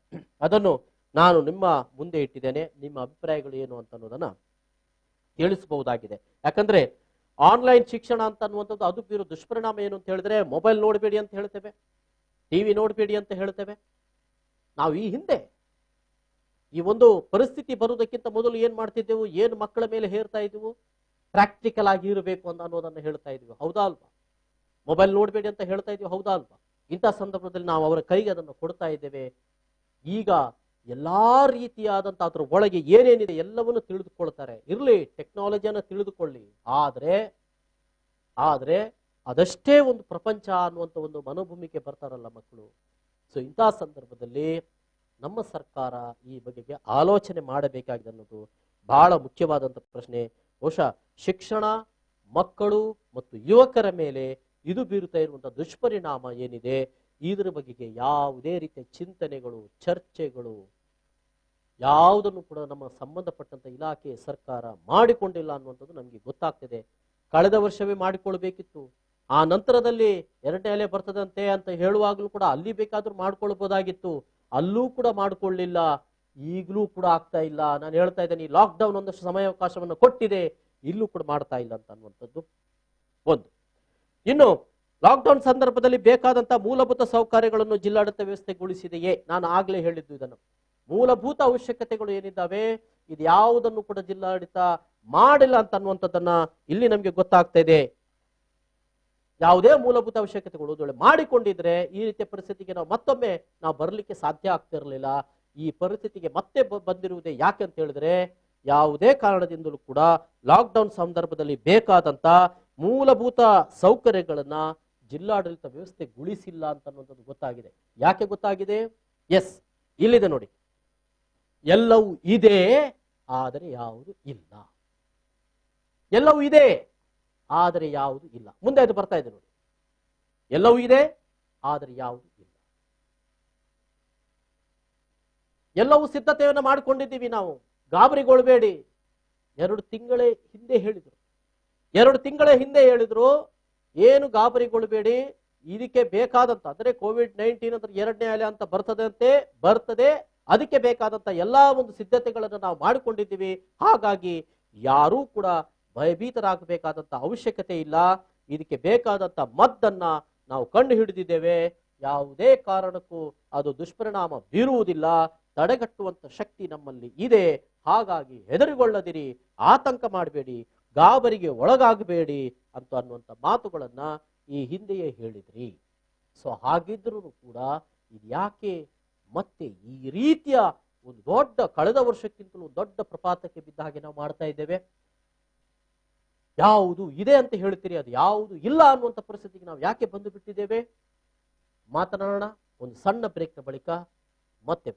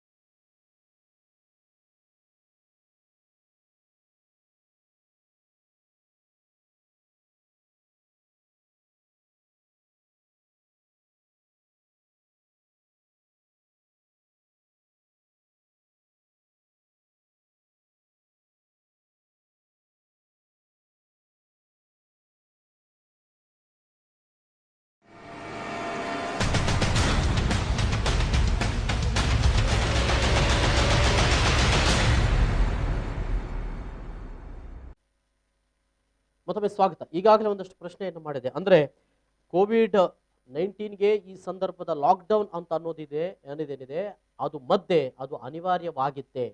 ಅದರಿಂದ ಕೂಡ ನಾವು ಬೇರೆ ರೀತಿಯಲ್ಲಿ ಚಿಂತನೆ ಮಾಡಲಿಕ್ಕೆ ಸಾಧ್ಯ ಇರ್ತಿರ್ಲಿಲ್ವೇ, ಮತ್ತು ಅದಕ್ಕೆ ನಾವು ಏನೇನು ತಯಾರಿಗಳನ್ನು ಮಾಡಿಕೊಂಡಿದ್ದೇವೆ. ಬಹಳ ಮುಖ್ಯವಾಗಿ ರೋಗ ಮನೆಯೊಳಗೆ ಸೇರಿದ ನಂತರ, ಅಂದ್ರೆ ವೈರಸ್ ಮನೆಯೊಳಗೆ ಬಂದ ನಂತರ, ದೇಹದೊಳಗೆ ಸೇರಿದ ನಂತರ ಮತ್ತೆ ನಾವು ಲಾಕ್ಡೌನ್ ಮಾಡಿಕೊಂಡು ಏನು ಪ್ರಯೋಜನ? ಅಂದ್ರೆ ಊರು ಕೊಳ್ಳೆ ಹೋದ ಮೇಲೆ ಕೋಟೆ ಬಾಗಿಲು ಹಾಕಿದ್ರಂತೆ ಅನ್ನುವಂಥದ್ದು ಏನು ಒಂದು ಗಾದೆ ಮಾತಿದೆ, ಅದೇ ರೀತಿಯಾಗಿದೆ ಈಗ ನಮ್ಮ ಪರಿಸ್ಥಿತಿ ಅಂತ ಅನ್ನುವಂಥದ್ದನ್ನು ಈಗ ತಜ್ಞರು ಹೇಳ್ತಾ ಇರುವಂಥದ್ದು. ಈ ಸಂದರ್ಭದಲ್ಲಿ ಈಗ ಉಡುಪಿಯಿಂದ ಶಿಕ್ಷಣ ತಜ್ಞರಾದಂತಹ ಪ್ರೇಮ್ನಾಥ್ ಅವರು ನಮ್ಮ ಜೊತೆ ನೇರ ಸಂಪರ್ಕದಲ್ಲಿದ್ದಾರೆ. ಮಕ್ಕಳ ಮೇಲೆ ಶಾಲೆಗೆ ಹೋಗದೇ ಇರುವುದರಿಂದ, ಮೈದಾನದಲ್ಲಿ ಆಟ ಆಡದೇ ಇರುವುದರಿಂದ ಅವ್ರ ಮೇಲೆ ಆಗುವಂಥ ದುಷ್ಪರಿಣಾಮಗಳು ಏನು ಅಂತ ಅನ್ನುವಂಥದ್ದನ್ನ ಪ್ರೇಮ್ನಾಥ್ ಅವರಿಂದ ಕೇಳಿ ತಿಳ್ಕೊಳ್ಳೋಣ. ಹಲೋ ಸರ್, ನಮಸ್ಕಾರ. ನಮಸ್ತೆ ಸರ್. ಸರ್, ಈಗ ಈ ಸಂದರ್ಭದಲ್ಲಿ ಆಯ್ತು 1 ವರ್ಷ ಆಯ್ತು ಶಾಲೆಗೆ ಮಕ್ಕಳು ಹೋಗದೆ. ಹೌದು. ಕೆಲವು ಸ್ವಲ್ಪ ದೊಡ್ಡ ಮಕ್ಕಳು ಹೋಗಿದ್ದಾರೆ, ಆದ್ರೆ ಸಣ್ಣ ಮಕ್ಕಳು ಹೋಗ್ಲಿಲ್ಲ. ಇದು ಮನೆಯಲ್ಲಿ ಆಫ್ಲೈನು ಆನ್ಲೈನು ಮಾಡ್ತಾ ಇದ್ದಾರೆ. ಒಂದೆಡೆಯಲ್ಲಿ ಮಕ್ಕಳ ಜೊತೆ ಬೆರೆಯದೇ ಇರುವಂತ ಪರಿಸ್ಥಿತಿ, ಇದು ಯಾವ ರೀತಿಯ ಪರಿಣಾಮವನ್ನು ಬೀರಬಹುದು ಅಂತ ಒಂದು ಮಕ್ಕಳಿಗೆ? ಹಲೋ ಹಲೋ ಹೇಳ್ತಾ ಇದೆ ಸರ್. ಸ್ವಲ್ಪ ಡಿಸ್ಟರ್ಬೆನ್ಸ್ ಇದೆ ಸರ್. ಅಂದ್ರೆ ಇದು ಯಾವ ರೀತಿಯ ದುಷ್ಪರಿಣಾಮ ಬೀರ್ಬೋದು ಸರ್ ಈಗ ಮಕ್ಕಳಿಗೆ? ಈಗ ನಾವು ಸಾಮಾನ್ಯವಾಗಿ ನೋಡಿದ್ರೆ ಕಲಿಕೆ ಅನ್ನುವಂಥದ್ದು ಸಹಜವಾಗಿ ನಡೀತದೆ. ಈಗ ಒಂದು ಸಮಸ್ಯೆ ಏನಂತಂದ್ರೆ ಮಕ್ಕಳಿಗೆ ಶಿಕ್ಷಕರ ಒಂದು ಪ್ರತ್ಯಕ್ಷ ಒಂದು ಅನುಭವ, ಪ್ರತ್ಯಕ್ಷ ಭಾಗವಹಿಸಿಕೆ ಇಲ್ಲ ಅನ್ನುವಂಥದ್ದು ಒಂದು ಕೊರತೆ ಮಾತ್ರ. ಅದು ಬಿಟ್ರೆ ಮಕ್ಕಳು ಅವರವರ ವಯಸ್ಸಿಗೆ ಅನುಗುಣವಾಗಿ ಚಟುವಟಿಕೆಗಳಲ್ಲಿ ತೊಡಗಿಸಿಕೊಂಡಿದ್ದಾರೆ. ಆದ್ರೆ ಎಲ್ಲೋ ಒಂದು ಕಡೆಯಲ್ಲಿ ವಿಶೇಷವಾಗಿ ಮೊಬೈಲ್ ನ ದಾಸರಾಗ್ತಾ ಇರುವಂತದ್ದು ನಾವು ಹೆಚ್ಚು ಕಾಣ್ತಾ ಇದ್ದೇವೆ. ಇದು ಆನ್ಲೈನ್ ಪಾಠಗಳ ಆರಂಭದ ನಂತರ ಮಕ್ಕಳಲ್ಲಿ ಆ ಒಂದು ಒಲವು ಜಾಸ್ತಿ ಆಗಿದೆ. ಇದು ಒಂದು ಬಹಳಷ್ಟು ಮಾರಕ ಅಂತ ಅನಿಸ್ತದೆ. ಅದು ಬಿಟ್ರೆ ಮಕ್ಕಳು ಸಹಜವಾಗಿ ಆಟ ಆಡ್ತಾ, ಅವರು ಗಮನಿಸ್ತಾ ಅದು ಕಲಿಕೆ ಚೆನ್ನಾಗಿ ನಡೀತಾನೆ ಇದೆ ಅಂತ ಅನಿಸ್ತದೆ. ಬಟ್ ಓದು ಮತ್ತು ಬರಹದ ಪ್ರತ್ಯಕ್ಷ ಇನ್ವಾಲ್ವ್ಮೆಂಟ್ ಮಕ್ಕಳಲ್ಲಿ ಇಲ್ಲ ಅಂತ ಮಾತು ಒಂದು ನಮ್ಗೆ ಕೊರತೆ ಅಂತ ಅನಿಸ್ತದೆ. ಮತ್ತೆ ಇನ್ನೊಂದು ಹೇಳುದಿದ್ರೆ, ಶಾಲೆ ಅಂತ ಆದಾಗ ಎಲ್ಲ ಜೊತೆಯಲ್ಲಿ ಸೇರಿಕೊಂಡು ಸಹಬಾಳ್ವೆ ಇದೆ. ಅಂತಹ ಒಂದು ಚಟುವಟಿಕೆಗಳಿಂದ ಮಕ್ಕಳು ವಿಮುಖರಾಗಿದ್ದಾರೆ. ಇದು ಒಂದು ರೀತಿಯಲ್ಲಿ ಮಕ್ಕಳ ಮೇಲೆ ಒಂದು ಪರಿಣಾಮವನ್ನು ಖಂಡಿತ ಬೀರ್ತಾ ಇದೆ. ಈಗ ಜೊತೆಯಲ್ಲಿ ಮಕ್ಕಳು ಪರಸ್ಪರ ಒಟ್ಟೊಟ್ಟಿಗೆ ಆಟ ಆಡ್ತಾರೆ. ಇಲ್ಲಿ ಮನೆ ಒಳಗಡೆ ಇದ್ದಾಗ ಒಂದು ಮಗು 2 ಮಗು ಅಷ್ಟೇ ಮಂದಿ ಇರಬಹುದು, ಅದು ಜಾಸ್ತಿ ಅಂದ್ರೆ 4 ಮಕ್ಕಳು. ಆದ್ರೆ ಇಡೀ ಕ್ಲಾಸ್ ರೂಮ್ ಮತ್ತು ಇಡೀ ಶಾಲೆ ಅಂತ ಅನ್ನುವಂಥದ್ದು ಇಡೀ ಮಕ್ಕಳ ಒಂದು ಚಟುವಟಿಕೆ. ಆಗ ಪರಸ್ಪರ ಒಬ್ಬರನ್ನವರು ಮಾತಾಡಿಕೊಂಡು ಅವ್ರು ಬೆಳೆಯುವುದು ಇದೆಯಲ್ಲ, ಈ ಬೆಳವಣಿಗೆ ಕುಂಠಿತ ಆಗುವುದಿಲ್ವೇ ಅಂತ? ಸಹಜವಾಗಿ ಕುಂಠಿತ ಆಗಿದೆ ಇದು. ಮಕ್ಕಳು ಅದನ್ನ ನಾವೀಗ ಯಾವಾಗ ಲಾಕ್ಡೌನ್ ಆರಂಭ ಆಯ್ತು ನೋಡಿ, ಲಾಕ್ಡೌನ್ ಮುಗಿದು 1-2-3 ತಿಂಗಳು ಮಕ್ಕಳು ನಮ್ಗೆ ಜೊತೆಗೆ ಸಿಕ್ಕಿದಾಗ ಮಕ್ಕಳ ಅನುಭವದ ಮಾತುಗಳು ಅದನ್ನ ಹೇಳ್ತಾ ಇದ್ವಿ. ಇದರಲ್ಲಿ ಶಾಲೆಗೆ ಬಂದ್ರು ಕೂಡ ಅವರಿಗೆ ತರಗತಿಯಲ್ಲಿ ಅವರವರ ಸ್ಥಾನದಲ್ಲಿ ಕುತ್ಕೊಳ್ಳಿಕ್ಕೆ ಮಾತ್ರ ಅವಕಾಶ ಬಿಟ್ಟು ಒಬ್ಬರೊಬ್ಬರು ಮುಟ್ಟುವಂತದ್ದು, ಮಾತನಾಡುವಂಥದ್ದು, ಹೆಚ್ಚು ಇನ್ವಾಲ್ವ್ ಆಗುವಂತದ್ದು ಇದು ಇರಲೇ ಇಲ್ಲ. ಅದ್ರ ಜೊತೆಗೆ ವಿಶೇಷವಾಗಿ ಆಟಕ್ಕೆ ಅವಕಾಶವೇ ಇರಲಿಲ್ಲ. ಈ ಸಂದರ್ಭದಲ್ಲಿ ಮಕ್ಕಳ ಫೀಲಿಂಗ್ಸ್ ಉಂಟಲ್ಲ, ಅದು ನಾವು ಅರ್ಥ ಮಾಡಿಕೊಂಡಿದ್ದೇವೆ. ಬಟ್ ನಾವೇನು ಮಾಡುವ ಪರಿಸ್ಥಿತಿ ಇರಲಿಲ್ಲ.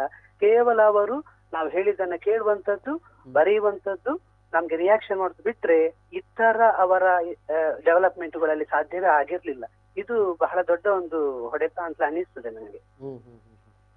ಈಗ ಮೈದಾನಕ್ಕೆ ಹೋಗದೆ ಇರುವಂತ ಪರಿಸ್ಥಿತಿ ಅಂದ್ರೆ ಇದು ಎಷ್ಟು ಸಮಯ ಅಂತ ಗೊತ್ತಿಲ್ಲ.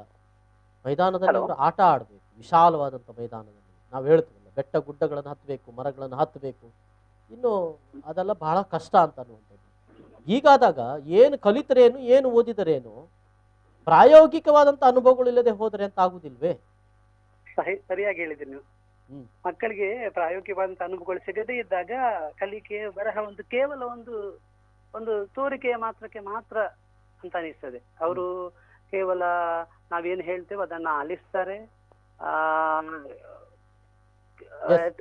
ಕೆಲವರು ಅದಕ್ಕೆ ರಿಯಾಕ್ಷನ್ ಕೊಡ್ತಾರೆ, ಕೆಲವರು ಕೊಡೋದಿಲ್ಲ. ಅಂತ ಪರಿಸ್ಥಿತಿ ನಾವು ಅನುಭವಿಸಿದ್ದೇವೆ. ಸರ್ ನೋಡಿ, ನಮ್ಮ ಯುವಕರು ಮಕ್ಕಳಾಯ್ತೆ, ಯುವಕರು ಮೈದಾನದಲ್ಲಿ ಕ್ರಿಕೆಟ್ ಆಡೋದೋ ಮತ್ತೊಂದು ಇನ್ನೊಂದು ಮಾಡ್ತಾ ಇದ್ರು.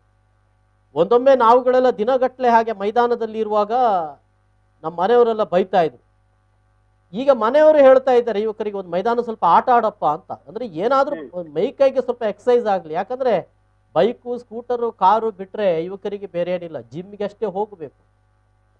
ಈ ಸಂದರ್ಭದಲ್ಲಿ ಮೈದಾನದಲ್ಲಿ ಆಟ ಆಡ್ತಾ ಇರುವಂತ ಯುವಕರನ್ನು ಅವರನ್ನು ಹೊಡೆದೋಡ್ತು. ಅಂದ್ರೆ ಎಲ್ಲೋ ಆರೋಗ್ಯವನ್ನು ವೃದ್ಧಿಸಿಕೊಳ್ಳುವಂತ ಚಟುವಟಿಕೆ ತೊಡಗಿಸಿಕೊಂಡಿದ್ರೆ ಅದನ್ನು ಬೇಡ ಅಂತ ಅನ್ನುವಂತ ಪರಿಸ್ಥಿತಿ ಆಗಿಬಿಟ್ಟಿದೆ ಈಗ. ಹೌದು ಹೌದು. ಇದು ಈ ವಿಚಾರದಲ್ಲಿ ಸ್ವಲ್ಪ ಪೋಷಕರು ಸ್ವಲ್ಪ ತಿಳುವಳಿಕೆ ಉಳ್ಳವರಾಗಿದ್ರೆ ಮನೆಯಲ್ಲಿ ಅವರೇ ಸೇರಿಕೊಂಡು ಚಟುವಟಿಕೆಗಳನ್ನ ಮಾಡುವುದು ಒಳ್ಳೆಯಿತು. ಆದ್ರೆ ಎಲ್ಲೋ ಒಂದ್ ಕಡೆಯಲ್ಲಿ ಇದಕ್ಕೆ ಶಿಕ್ಷಣಕ್ಕೆ ಸಂಬಂಧಿಸಿದ ತಿಳುವಳಿಕೆ ಇಲ್ಲದೇ ಇರುವಂತಹ ಪೋಷಕರು ಒಂದ್ ಕಡೆಯಲ್ಲಿ ಸೋಲ್ತಾ ಇದ್ದಾರೆ. ಅಂತಹ ಮಕ್ಕಳು ಈ ಮೀಡಿಯಾಗಳ ಅಥವಾ ಮೊಬೈಲ್ಗಳ ದಾಸರಾಗಿ ಆ ಗೇಮ್ಗಳಲ್ಲಿ ಆಟ ಆಡುವುದನ್ನು ನಾವು ಗಮನಿಸ್ತಾ ಇದ್ದೇವೆ ಮತ್ತು ಕೇಳ್ತಾ ಇದ್ದೇವೆ. ಮಕ್ಕಳ ಅನುಭವಗಳಲ್ಲಿ ಕೂಡ ನಾವು ಗಮನಿಸ್ತಾ ಇದ್ದೇವೆ. ನಾನು ಒಂದು ಅಭಿಪ್ರಾಯವನ್ನ ನಾನು ತಮ್ಮಲ್ಲಿ ಕೇಳ್ತಾ ಇರುವಂತದ್ದು, ಈಗ ಇದೆಲ್ಲ ಬಿಟ್ಟು ಮಕ್ಕಳು ಹೊರ ಬಂದಾಗ ಅಂದ್ರೆ ಕ್ಲಾಸಿಗೆ ಬರ್ತಾರೆ, ಶಾಲೆಗೆ ಬರ್ತಾರೆ ಅಂತ ಇಟ್ಕೊಳ್ಳಿ, ತುಂಬಾ ಹಿಂದಕ್ಕೆ ಹೋಗಿರೋದಿಲ್ಲ. ಹಲೋ, ತುಂಬಾ ಹಿಂದಕ್ಕೆ ಹೋಗಿರುವುದಿಲ್ವೇ? ನೆಕ್ಸ್ಟ್ ಬಂದಾಗ ಮಕ್ಕಳು ತುಂಬಾ ಹಿಂದಕ್ಕೆ ಹೋಗಿರ್ತಾರೆ. ಒಂದಷ್ಟು ತಿಳಿವು ಕೊರತೆಗಳು, ಪಾಠ ಬಿಡಿ ಬೇರೆ ನಾಲೆಜ್ ಇಲ್ಲದಂತ ಸಂದರ್ಭಗಳು ಆಗುದಿಲ್ವೇ ಅಂತ ಮುಂದೆ ಮತ್ತೆ ಅವ್ರು ಶಾಲೆ ಬಂದಾಗ ಕಲಿಕೆಯ ಅದು ಅಂತರ ಕಂಡು ಬರ್ತದೆ. ಅಂದ್ರೆ ವಿಶೇಷವಾಗಿ ಈಗಾಗಲೇ ಹೇಳಿದ ಹಾಗೆ ಎಲ್ಲಿ ಮನೆಯಲ್ಲಿ ಒಂದು ಕಲಿಕೆಯ ವಾತಾವರಣ ಸೃಷ್ಟಿಸುವಂತಹ ಪೋಷಕರಿದ್ದಾರೋ ಅವರಿಂದ ಅಂತಹ ಮಕ್ಕಳಿಂದ ನಮ್ಗೆ ಅಷ್ಟು ಸಮಸ್ಯೆಗಳು ಬಂದಿಲ್ಲ. ಆದ್ರೆ ಎಲ್ಲಿ ಮನೆಯಲ್ಲಿ ಸ್ವಲ್ಪ ತಿಳುವಳಿಕೆ ಇಲ್ಲ, ಮತ್ತೆ ಮನೆಯಲ್ಲಿ ಮಕ್ಕಳ ಚಟುವಟಿಕೆಗಳ ಬಗ್ಗೆ ನಾನು ವಿಶೇಷವಾಗಿ ಸರ್ಕಾರಿ ಶಾಲಾ ವಿದ್ಯಾರ್ಥಿಗಳ ಹಿನ್ನೆಲೆಯಲ್ಲಿ ಹೇಳ್ತಾ ಇದ್ದೇನೆ. ಆ ಮಕ್ಕಳಿಗೆ ಸ್ವಲ್ಪ ಸಮಸ್ಯೆ ಆಗಿದೆ. ಓಕೆ ಸರ್, ಪ್ರೇಮನಾಥ್ ಅವರೇ ಧನ್ಯವಾದಗಳು ಸರ್, ಥ್ಯಾಂಕ್ ಯು. ಎಸ್, ಮುಂದೆ ನೋಡೋಣ. ಎಲ್ಲವೂ ಇದೆ ಅಂತ ಹೇಳಿದ್ರು, ಆದ್ರೆ ಯಾವುದು ಇಲ್ಲ ಅನ್ನುವಂಥ ಪರಿಸ್ಥಿತಿ ಅಂತ ಹೇಳ್ತಾ ಇದ್ದಾರೆ.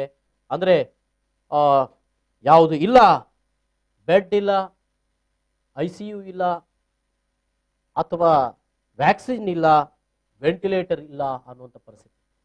ಎಲ್ಲ ಸಿದ್ಧತೆ ಮಾಡಿಕೊಂಡಿದ್ದೀವಿ, ಆದ್ರೆ ಇಲ್ಲಗಳ ಸರಮಾಳೆ ಜಾಸ್ತಿ ಇದೆ ಅಂತ ಹೇಳಿದ್ರು ಕೂಡ ಇಲ್ಲಗಳೇ ಜಾಸ್ತಿ ಆಗಿಬಿಟ್ಟಿದೆ.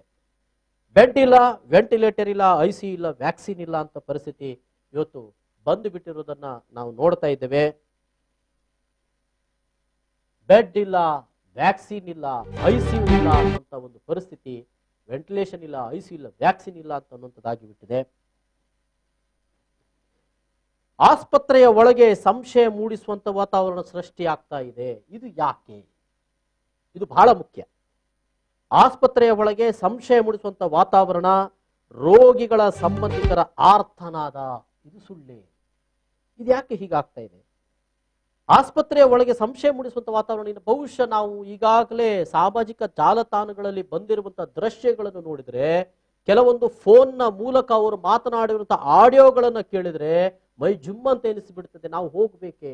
ಆ ಕಾರಣದಿಂದಾಗಿ ಬಹಳ ಮಂದಿ ಇವತ್ತು ಆಸ್ಪತ್ರೆಗಳಿಗೆ ಹೋಗದೆ ಮನೆಯಲ್ಲೇ ಉಳ್ಕೊಳ್ಳುವಂತ ಪರಿಸ್ಥಿತಿ ಬಂದಿದೆ. ಹೆದರಿಕೆ ಆಗಿಬಿಟ್ಟಿದೆ. ಹೆದರಿಸಿದ್ದೀರಿ, ನೀವು ಹೆದರಿಸಿದ್ದೀರಿ, ಆತಂಕ ಹುಟ್ಟಿಸಿದ್ದೀರಿ. ಆಸ್ಪತ್ರೆಗಳಿಂದ ಕೇಳುವ, ಆದ್ರೆ ನಂತರ ಕೇಳುವುದು ಹಾಗಲ್ಲ ಹೀಗೆ ಅಂತ ತಾವುಗಳು ಹೇಳಿದ್ರೆ ಯಾಕೆ ಅವರು ಸುಳ್ಳು ಹೇಳ್ತಾರ? ಆ ರೋಗಿಗಳ ಸಂಬಂಧಿಕರು ಸುಳ್ಳು ಹೇಳ್ತಾರ? ಅವರಾದ್ರೂ ಯಾಕೆ ಸುಳ್ಳು ಹೇಳಬೇಕು? ಆ ಫೋನ್ ಕರೆಗಳಲ್ಲಿ ಅವರು ಅಲ್ಲಿಂದ ICU ರೂಮ್ನ ಒಳಗಡೆ ಮಾತಾಡೋದು ಸುಳ್ಳಾಗಿರ್ತದ? ಟ್ಯಾಬ್ಲೆಟ್ ಕೊಡಬೇಕು ಅಂತ ಹೇಳಿದೆವು, ಅವ್ರು ಟ್ಯಾಬ್ಲೆಟ್ ಕೊಡ್ಲಿಲ್ಲ, ಹಾಗಾಗಿ ನನ್ನ ಹೆತ್ತವರು ಮರಣ ಹೊಂದಿದ್ರು ಅಂತ ಹೇಳುವಂಥದ್ದು. ಎಲ್ಲೋ ಒಂದು ಕಡೆಯಲ್ಲಿ ಇಲ್ಲ, ಸತ್ತಿಲ್ಲ, ಇವರು ಕೊಂದಿದ್ದಾರೆ ಅನ್ನುವಂಥ ಆಪಾದನೆಗಳನ್ನು ರೋಗಿಗಳ ಸಂಬಂಧಿಕರು ಮಾಡಿರುವಂಥದ್ದು. ಇದೆಲ್ಲ ಏನನ್ನ ಸೂಚಿಸ್ತದೆ? ಈ ರೀತಿಯಾದಂತಹ ಸಂಶಯಗಳು. ವೆಂಟಿಲೇಟರ್ ಇಲ್ಲ ಅಂತನ್ನುವಂಥದ್ದು, ಕೊನೆಯದಾಗಿ ವೆಂಟಿಲೇಷನ್ ಬೇಕು ಅಂದಾಗ ವೆಂಟಿಲೇಟರ್ ಹಿಡದೇ ಇರುವಂಥದ್ದು. ಮಂಗಳೂರಿನ ವೆನ್ಲಾಕ್ ಆಸ್ಪತ್ರೆಯಲ್ಲಿ ನಿನ್ನೆ ನಡೆದಂತ ಘಟನೆ, ಟೆಕ್ನಿಕಲ್ ಆದಂತ ಸಮಸ್ಯೆ ಆಯಿತು, ಹಾಗಾಗಿ ಅದು ನನಗೆ ಗೊತ್ತಿರಲಿಲ್ಲ ಅಂತ ಅನ್ನುವಂಥದ್ರಲ್ಲಿ ಅವರು ಬಹಳ ಸುಲಭವಾಗಿ ಜಾರಿಕೊಂಡು ಬಿಟ್ಟಿದ್ದಾರೆ. ಹೆತ್ತವರು ಅದನ್ನ ಇವತ್ತು ಸಾಮಾಜಿಕ ಜಾಲತಾಣಗಳಲ್ಲಿ, ಬಹುಶಃ ತಾವುಗಳೆಲ್ಲರೂ ಕೂಡ ಅದನ್ನು ನೋಡಿರ್ಬೋದು, ವಾಟ್ಸಪ್ನಲ್ಲಿ ಅವರ ಹೆತ್ತವರು, ಅವರ ಸಂಬಂಧಿಕರು ಯಾರಿದ್ದಾರೆ ಅವರು ಮಾತನಾಡುತ್ತ ಅವ್ರ ಗೋಳು ಕೇಳಿದ್ರೆ ಬಹಳ ಒಂದು ವಿಷಾದನೀಯ ಅನಿಸ್ತದೆ, ಆತಂಕ ಆಗ್ತದೆ. ಯಾಕೆ ಹೀಗೆ ಮಾಡ್ತಾ ಇದ್ದಾರೆ? ಎಲ್ಲವೂ ಇದೆ ಅಂತ ಹೇಳಿದಿರಲ್ವೇ? ಎಲ್ಲವೂ ಸರಿ ಇದೆ ಅಂತ ಹೇಳ್ತಿರಲ್ವೇ? ವೆಲ್ಲಾಕಲ್ಲಿ ಅದು ಇದೆ ಇದು ಇದೆ ಅಂತ ಎಲ್ಲ ಹೇಳಿದ ನಂತರನು ಕೂಡ ಯಾಕೆ ಈ ರೀತಿಯಾದ ಕಾರಣಗಳಲ್ಲಿ ಹೇಳುವವರು ಬಹಳ ಕಡಿಮೆ ಇದ್ದಾರೆ. ಒಂದಿಟ್ಟುಕೊಳ್ಳಿ, ಕೆಲವೊಂದು ಸಂದರ್ಭಗಳಲ್ಲಿ ಹೇಳಿಕೊಳ್ಳಿಕ್ಕೆ ಇದ್ರೂ ಕೂಡ ನಮ್ಮಲ್ಲಿ ತುಂಬಾ ಸಹನಶೀಲ ಜನರೂ ಇದ್ದಾರೆ, ಪ್ರಶ್ನೆ ಮಾಡುವುದಿಲ್ಲ, ಆಗಿ ಹೋಯ್ತಲ್ಲ ಇನ್ನೇನ್ ಮಾತಾಡೋದು ಅನ್ನುವವರು ಇದ್ದಾರೆ. ಯಾರು ಸ್ವಲ್ಪ ಗಟ್ಟಿ ಇರ್ತಾರೆ ಆಗಿರುವಂತ ಮರಣವನ್ನ ಬಹಳ ಬೇಗನೆ ಅವರಿಗೆ ಸ್ವೀಕರಿಸಿಕೊಳ್ಳಿಕ್ಕೆ ಸಾಧ್ಯ ಆಗುವುದಿಲ್ಲ ನೋಡಿ, ಸಹನೆ ಕಟ್ಟೆ ಹೊಡಿತದೆ, ಅವರು ಬಹಳ ಜೋರಾಗಿ ಮಾತಾಡಿ ಬಿಡ್ತಾರೆ, ಅಂತವ್ರದ್ದು ಮಾತು ಗೊತ್ತಾಗ್ತದೆ. ಇರಬಹುದು, ಬೇರೆ ಬೇರೆ ಕಾರಣಗಳು ಇರಬಹುದು, ಆದ್ರೆ ಇದು ಆಗಬಾರದು ಅನ್ನುವಂತ ಬಹಳ ಒಂದು ಗಟ್ಟಿ ಮುಟ್ಟಾದಂತ ಕ್ರಮಗಳನ್ನ ನಾವು ತೆಗೆದುಕೊಳ್ಬೇಕು ಅಂತ ಅನ್ನೋದು ಮೊದಲೇ ಇರಲಿಲ್ವೇ, ಸಾಕಷ್ಟು ತಯಾರಿಗಳಂತ ಮಾಡಲಿಲ್ಲ ಅಂತ ಅನ್ನುವಂಥದ್ದನ್ನ ಇಲ್ಲಿ ನಾವು ನೋಡ್ಬೇಕಾಗಿದೆ. ಹಾಗಾಗಿ ಆಸ್ಪತ್ರೆಯ ವಾತಾವರಣಗಳು ಭಯವನ್ನು ಸೃಷ್ಟಿಸುವಂತೆ ಆಗಬಾರದು. ಅದಾದಾಗ ನಮ್ಮ ಬಹಳ ಮುಖ್ಯವಾಗಿ ನಮ್ಮ ರೋಗಿಗಳು ಆಸ್ಪತ್ರೆಗೆ ಹೋಗುವವರು ಹೆದರಿಕೊಳ್ತಾರೆ ಅಲ್ವೇ ಅಂತ ಅನ್ನುವಂಥದ್ದು. ಓಕೆ, ನಮ್ಮ ಜೊತೆಗೆ ಹಿರಿಯ ಮಾನಸಿಕ ಶಾಸ್ತ್ರಜ್ಞರು ವೈದ್ಯರು ಆದಂತ ಉಡುಪಿಯಿಂದ ಡಾಕ್ಟರ್ PV ಭಂಡಾರಿ ಅವರಿದ್ದಾರೆ. ಸರ್ ನಮಸ್ತೆ. ನಮಸ್ಕಾರ. ನಮಸ್ತೆ, ಹೇಳಿ ಸರ್. ಕೆಲವು ಅಭಿಪ್ರಾಯಗಳು, ಬೇರೆ ಬೇರೆ ತಜ್ಞರುಗಳು ಪಟ್ಟಿರುವಂತಹ ಅಭಿಪ್ರಾಯಗಳನ್ನ ಇಲ್ಲಿ ನಾನು ಹೇಳ್ತಾ ಇದ್ದೇನೆ. ಅಂದ್ರೆ ಬೇರೆ ಬೇರೆ ಘಟನೆಗಳನ್ನು ತಾವುಗಳು ಕೂಡ ನೋಡ್ತಾ ಇದ್ದೀರಿ, ಬಹುಶಃ ಸಾಮಾಜಿಕ ಜಾಲತಾಣಗಳ ಮೂಲಕ, ವಾಟ್ಸಪ್ ಮೂಲಕ ಜನ ಆಸ್ಪತ್ರೆಯ ಬಗೆಗೆ ಹೆದರಿಕೆ ಹುಟ್ಟಿಸುವಂತ ಒಂದು ವಾತಾವರಣ ಆಗಿಬಿಟ್ಟಿದೆ. ಒಳಗೆ ಒಂದು ರೀತಿಯ ಸಂಶಯಗಳನ್ನು ಮೂಡಿಸುವಂತ ವಾತಾವರಣ ಸೃಷ್ಟಿಯಾಗಿಬಿಟ್ಟಿದೆ. ರೋಗಿಗಳ ಸಂಬಂಧಿಕರ ಆರ್ತನಾದಗಳನ್ನು ನಾವು ಸುಳ್ಳು ಅಂತ ಹೇಳಲಿಕ್ಕೆ ಸಾಧ್ಯತೆ ಇದೆ. ಇದು ಏನಿದು ಅಂತ ತಾವೇನು ಹೇಳ್ತೀವಿ? ಈಗ ಈ ಒಂದು ಕೋವಿಡ್ ಏನಿದೆ, ಇದು ಆಕ್ಚುಲಿ ಹಾಸ್ಪಿಟಲೈಸೇಷನ್ ಇದರ ಕಾನ್ಸೆಪ್ಟ್ ಅನ್ನೇ ಚೇಂಜ್ ಮಾಡಿಬಿಟ್ಟಿದೆ. ಇದು ಕೇವಲ ನಮ್ಮ ದೇಶದಲ್ಲ, ಎಲ್ಲಾ ಕಡೆ ಏನಾಗ್ತಾ ಇದೆ ಅಂದ್ರೆ ನೋಡಿ, ಈಗ ಯಾವುದೇ ಒಂದು ಹಾಸ್ಪಿಟಲ್ ಅಲ್ಲಿ ರೋಗಿ ಅಡ್ಮಿಟ್ ಆದಾಗ ಅದರ ಜೊತೆಗೆ ಅವ್ರ ರಿಲೇಟಿವ್ ಇರ್ತಾ ಇದ್ರು. ಈಗಿನ ಸಂದರ್ಭದಲ್ಲಿ ರಿಲೇಟಿವ್ ಇರಲ್ಲ, ರೋಗಿಗೆ ಹಂಚಿಕೊಳ್ಳಿಕ್ಕೆ ಯಾವುದೇ ಒಂದು ಇದು ಇರಲ್ಲ. ಯಾಕಂದ್ರೆ ಈ ರೋಗದ ಬಗ್ಗೆ ಆ ನಮೂನೆ ಭಯ, ಆ ನಮೂನೆಯ ಒಂದು ಆತಂಕ, ಈಗ ಆತಂಕದ ಛಾಯೆ ಇಡೀ ಸಮಾಜದಲ್ಲಿ ಇರುವಾಗ ಎಷ್ಟರ ಮಟ್ಟಿಗೆ ಅಂದ್ರೆ ನಾನು ಕಣ್ಣಲ್ಲೇ ನೋಡಿದ ಹಾಗೆ ಪೇಷಂಟ್ಗೆ ಕೋವಿಡ್ ಅಂತ ಹೇಳಿಬಿಟ್ರೆ ಅವನ ಸಂಬಂಧಿಕರು ಅವರು ಕೂಡ ಹತ್ರ ಬರಕ್ಕೆ ಹಿಂಜರಿತಾರೆ. ಇದು ಒಂದು. ಎರಡನೇದು ಏನಾಗ್ತಾ ಇದೆ ಅಂದ್ರೆ ಈ ಒಂದು ಕಾಯಿಲೆಯ ಬಗ್ಗೆ ಮತ್ತೆ ಈ ಕಾಯಿಲೆಯ ಒಂದು ಚಿಕಿತ್ಸೆಯ ಬಗ್ಗೆ ನಿಜ ಹೇಳ್ಬೇಕು ಅಂದ್ರೆ ಇವತ್ತಿಗೂ ಬಹಳಷ್ಟು ಫ್ರಾಂಕ್ ಆಗಿ ಹೇಳ್ಬೇಕು ಅಂದ್ರೆ ಇದರ ಚಿಕಿತ್ಸೆ ವೈದ್ಯರಿಗೂ ಕೂಡ ಒಂದು ದೊಡ್ಡ ಇದೆ, ಏನ್ ಹೇಳ್ತಾರೆ, ಚಾಲೆಂಜ್. ಹಲವು ಸಂದರ್ಭಗಳಲ್ಲಿ ನಾನು ನೋಡ್ತಾ ಇರುವ ಹಾಗೆ ಸಡನ್ ಆಗಿ ಡಿಟಿರಿಯೋರೇಷನ್ ಆಗುತ್ತೆ. ಮತ್ತೆ ಈ ಪೇಷಂಟ್ ಗಳನ್ನ ನೋಡಿಕೊಳ್ಳುವಂತಹ ಇದರಲ್ಲೂ ಕೂಡ ಸಹಜವಾಗಿ ವೈದ್ಯರುಗಳಿಗೂ ಆಮೇಲೆ ನರ್ಸ್ಗಳಿಗೂ ಈಗ ಬೇರೆ ರೋಗಿಗಳನ್ನ ನೋಡುವ ಒಂದು ಇದು ಏನಿದೆ ಅದಕ್ಕೂ ಇದಕ್ಕೂ ಬಹಳ ವ್ಯತ್ಯಾಸ ಇದೆ. ಯಾಕಂದ್ರೆ ಹಲವು ಕಡೆ ಈ ಪೇಪರ್ ನಲ್ಲಿ ಅಥವಾ ನಿಜ ಜೀವನದಲ್ಲೇ ನಾವು ನೋಡ್ತಾ ಇರುವಾಗ ಹಲವಾರು ಜನ ವೈದ್ಯರುಗಳು ದಾದಿಯರು ಸಾಯ್ತಾ ಇದ್ದಾರೆ ಅನ್ನುವಾಗ ಅವರಲ್ಲೂ ಒಂದು ರೀತಿಯ ಭಯ. ಖಂಡಿತವಾಗಿಯೂ ಇವೆಲ್ಲವೂ ಸೇರಿ ಇನ್ಫ್ಯಾಕ್ಟ್ ಈ ವೈದ್ಯಕೀಯ ಚಿಕಿತ್ಸೆಯ ಒಂದು ವಾತಾವರಣವನ್ನ ಬಹಳ ಒಂಥರ ಹೆದರಿಕೆಯ ಒಂದು ವಾತಾವರಣವನ್ನ ಮಾಡ್ತಾ ಇದೆ. ಇದ್ರ ಬಗ್ಗೆ ನಾವು ನಿಜವಾಗ್ಲೂ ಬಹಳ ಸೀರಿಯಸ್ ಆಗಿ ಯೋಚನೆ ಮಾಡ್ಬೇಕು. ಯಾಕೆ ಈ ತರ ಆಗ್ತಾ ಇದೆ, ಇದನ್ನು ಬದಲು ಮಾಡ್ಲಿಕ್ಕೆ ನಾವು ಏನ್ ಮಾಡ್ಬೇಕು? ಸರ್, ಇಲ್ಲಿ ಒಂದು ಕೆಲವರ ಅಭಿಪ್ರಾಯಗಳು ಇಲ್ಲಿ ಬಂದಿರುವುದನ್ನ ನಾನು ನಿಮ್ಮ ಮುಂದೆ ಹೇಳ್ತಾ ಇದ್ದೇನೆ. ಹೇಳಿ. ಆಸ್ಪತ್ರೆಗೆ ಹೋಗದೇ ಇದ್ದು ಮನೆಯಲ್ಲೇ ಇದ್ದಂತ ವಯಸ್ಕರು ಕೂಡ ಏನೂ ಆಗಿಲ್ಲ, ಆದ್ರೆ ಆಸ್ಪತ್ರೆಗೆ ಹೋದ 1-2 ದಿನದಲ್ಲೇ ಸತ್ತು ಹೊರಗೆ ಬರ್ತಾರಲ್ಲ ಸ್ವಾಮಿ, ಇದು ಏನಿದು ಅಂತ ಅನ್ನೋದು. ಅಲ್ಲ ಆಕ್ಚುಲಿ ಇದು ಒಂದು ಹೇಳ್ತೇನೆ ನಿಮ್ಗೆ, ಈ ಕಾಯಿಲೆ ಏನಿದೆ ಇದರ ಸ್ವರೂಪವೇ ಈ ತರ ಇದೆ. ನಾನೇ ನನ್ನ ಅತಿ ಹತ್ತಿರದ ಮಿತ್ರರು ಒಂದಿಬ್ಬರನ್ನ ಕಳ್ಕೊಂಡಿದ್ದೇನೆ. ಎಷ್ಟರ ಮಟ್ಟಿಗೆ ಅಂದ್ರೆ ಆರಾಮಾಗಿ ಬಹಳ ಧೈರ್ಯವಾಗಿ 8ನೇ 9ನೇ ದಿನದ ತನಕ ಮನೆಯಲ್ಲೇ ಇದ್ರು. ಆದ್ರೆ 9ನೇ ದಿನ ಜ್ವರ ಸ್ಟಾರ್ಟ್ ಆಯ್ತು, ಆಕ್ಸಿಜನ್ ಸ್ಯಾಚುರೇಷನ್ ಕಡಿಮೆ ಆಯ್ತು, ಆಸ್ಪತ್ರೆಗೆ ಹೋದ್ರು. ಸೊ ಈ ಕಾಯಿಲೆಯ ಒಂದು ಇದು ಕೂಡ ಹಾಗೆ ಇದೆ ಅಫ್ಕೋರ್ಸ್. ಮತ್ತೆ ಎಲ್ಲಾ ಇದರಲ್ಲೂ ಇದ್ದ ಹಾಗೆ ಕೆಲವೊಮ್ಮೆ ಇವನ್ ಬಹಳಷ್ಟು ಜನ ನಮ್ಮ ವೈದ್ಯರುಗಳೇ ಹೇಳ್ತಾ ಇರುವ ಹಾಗೆ ಚಿಕಿತ್ಸೆಯಿಂದಲೂ ಕೂಡ, ಯಾಕಂದ್ರೆ ಇಲ್ಲಿ ಏನಾಗ್ತಾ ಇದೆ ಅಂದ್ರೆ ಈ ಚಿಕಿತ್ಸೆಯ ಬಗ್ಗೆ ಸುಮಾರು ಕ್ವೆಶನ್ಸ್ ಅನ್ನ ರೈಸ್ ಮಾಡ್ತಾ ಇದ್ದಾರೆ. ನೀವು ಈಗ ಇವನ್ ನಮ್ಮ ಸುತ್ತಮುತ್ತಲೂ ಕೆಲವು ಪ್ರಮುಖ ವೈದ್ಯರು ಈ ಕೋವಿಡ್ ನ ವಿಷಯದಲ್ಲಿ ಮಾತಾಡ್ತಾ ಇರುವಂತಹ ವೈದ್ಯರುಗಳು, ನಾನು ಶ್ರೀನಿವಾಸ್ ಕಕ್ಕಿಲಾಯ ಅವರ ಬರವಣಿಗೆಯನ್ನ ರೆಗ್ಯುಲರ್ ಆಗಿ ನೋಡ್ತಾ ಇದ್ದೇನೆ. ಸೊ ಅವರು ಈವನ್ ಸರ್ಕಾರ ತನ್ನ ಗೈಡ್ ಲೈನ್ಸ್ ನಲ್ಲಿ ಹೇಳಿದಂತ ಕೆಲವು ಮಾತ್ರೆಗಳು ಅದು ಅಗತ್ಯವೇ ಅನ್ನುವುದನ್ನು ಕೂಡ ಕ್ವೆಶನ್ ಮಾಡಿದ್ದಾರೆ. ಅವರು ಮಾತ್ರ ಅಲ್ಲ, ಇತ್ತೀಚೆಗೆ ನೀವು ತಿಳ್ಕೊಂಡಿದ್ದೀರೋ ಗೊತ್ತಿಲ್ಲ, ಗೋವಾ ಸರ್ಕಾರ ಐವರ್ಮೆಕ್ಟಿನ್ ಅನ್ನುವಂತ ಒಂದು ಮಾತ್ರೆಯನ್ನ ಕೋವಿಡ್ ಇರುವ ಪ್ರತಿಯೊಬ್ಬರಿಗೂ ಕೊಡಬೇಕು ಅಂತ ಹೇಳಿದ್ರು. ಅದನ್ನ ಗಮನಿಸಿದ ವಿಶ್ವ ಆರೋಗ್ಯ ಸಂಸ್ಥೆ ಕ್ಲೀನ್ ಆಗಿ ಹೇಳಿದೆ, ಇದನ್ನು ಕೊಡಬಾರದು, ಈ ತರ ಎಲ್ಲರಿಗೂ ಕೊಡುವುದು ಸೂಕ್ತ ಅಲ್ಲ ಅಂತ. ಇದನ್ನ ನಿಮ್ಗೆ ಯಾಕೆ ಹೇಳ್ತಾ ಇದ್ದೇನೆಂದ್ರೆ, ವೈದ್ಯಕೀಯ ಜಗತ್ತಿನಲ್ಲೂ ಕೂಡ ಇದರ ಕಾಯಿಲೆಯ ಬಗ್ಗೆ ಸಾಕಷ್ಟು ಕನ್ಫ್ಯೂಷನ್ ಇದೆ. ಅದನ್ನ ನಾನು ಫ್ರಾಂಕ್ ಆಗಿ ಒಪ್ಕೊಳ್ಬೇಕಾಗತ್ತೆ. ಮತ್ತೆ ಇದಕ್ಕೆ ಕಾರಣ ಏನು ಅಂದ್ರೆ, ಹೊಸದಾಗಿ ಯಾವುದೇ ಕಾಯಿಲೆ ಬಂದಾಗ, ಈಗ ನೋಡಿ ಇದು 1 ವರ್ಷ ಆಯ್ತು ಈ ಕಾಯಿಲೆ, ಈ ಹೊಸದಾಗಿ ಬರುವಾಗ ಹೊಸ ಹೊಸ ಚಿಕಿತ್ಸೆಗಳು, ಪ್ರಾಯೋಗಿಕ ಚಿಕಿತ್ಸೆಗಳು, ಪ್ರಾಯೋಗಿಕ ಇದು ಏನು ಬೇರೆ ಬೇರೆ, ಈಗ ಫಾರ್ ಎಕ್ಸಾಂಪಲ್ ಈಗ ಇವನ್ ಪ್ಲಾಸ್ಮಾ ಥೆರಪಿ, ರೆಮ್ಡೆಸಿವಿರ್, ಇದ್ರ ಬಗ್ಗೆ ಎಲ್ಲ ಈಗ ಸಾಕಷ್ಟು ವಿಶ್ವ ಮಟ್ಟದಲ್ಲೇ ಕೂಡ ಅಬ್ಜೆಕ್ಷನ್ಸ್, ನಿಜವಾಗ್ಲೂ ಅದು ಹೆಲ್ಪ್ ಆಗುತ್ತಾ, ಹೆಲ್ಪ್ ಆಗಲ್ಲ ಅನ್ನುವುದರ ಮಟ್ಟಿಗೆ ಕೂಡ ಡಿಬೇಟ್ಸ್ ನಡೀತಾ ಇದೆ. ಸೊ ಖಂಡಿತವಾಗಿಯೂ ಇವೆಲ್ಲ ವಿಷಯಗಳು ನಾವು ಯೋಚನೆ ಮಾಡಬೇಕಾದದ್ದು ಅಂತ ಹೇಳಲಿಕ್ಕೆ ಇಚ್ಛೆ ಪಡ್ತೇನೆ.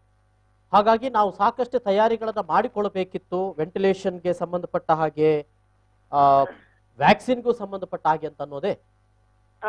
ಇವು ಎರಡು ನೋಡಿ, ಇಲ್ಲಿ ವೆಂಟಿಲೇಟರ್ಗಳ ಸಂಖ್ಯೆ ಇದು ಆಕ್ಚುಲಿ ಕಳೆದ 1 ವರ್ಷ, ಬಹುಶಃ ನಾನು ಯಾರನ್ನು ದೂರುದಿಲ್ಲ, ನಾನು ಒಂದು ಮಾಡಿದೆ ಏನಂದ್ರೆ, ಪ್ರತಿ ಸರಿ ಈ ತರ ಜೋರು ಈ ತರ ವಿಪತ್ತು ಬರುವಾಗ ಯಾರನ್ನು ದೂರಿ ಪ್ರಯೋಜನ ಇಲ್ಲ, ನಾವು ಏನು ಆಗತ್ತೆ ಮಾಡುವ ಅಂತ.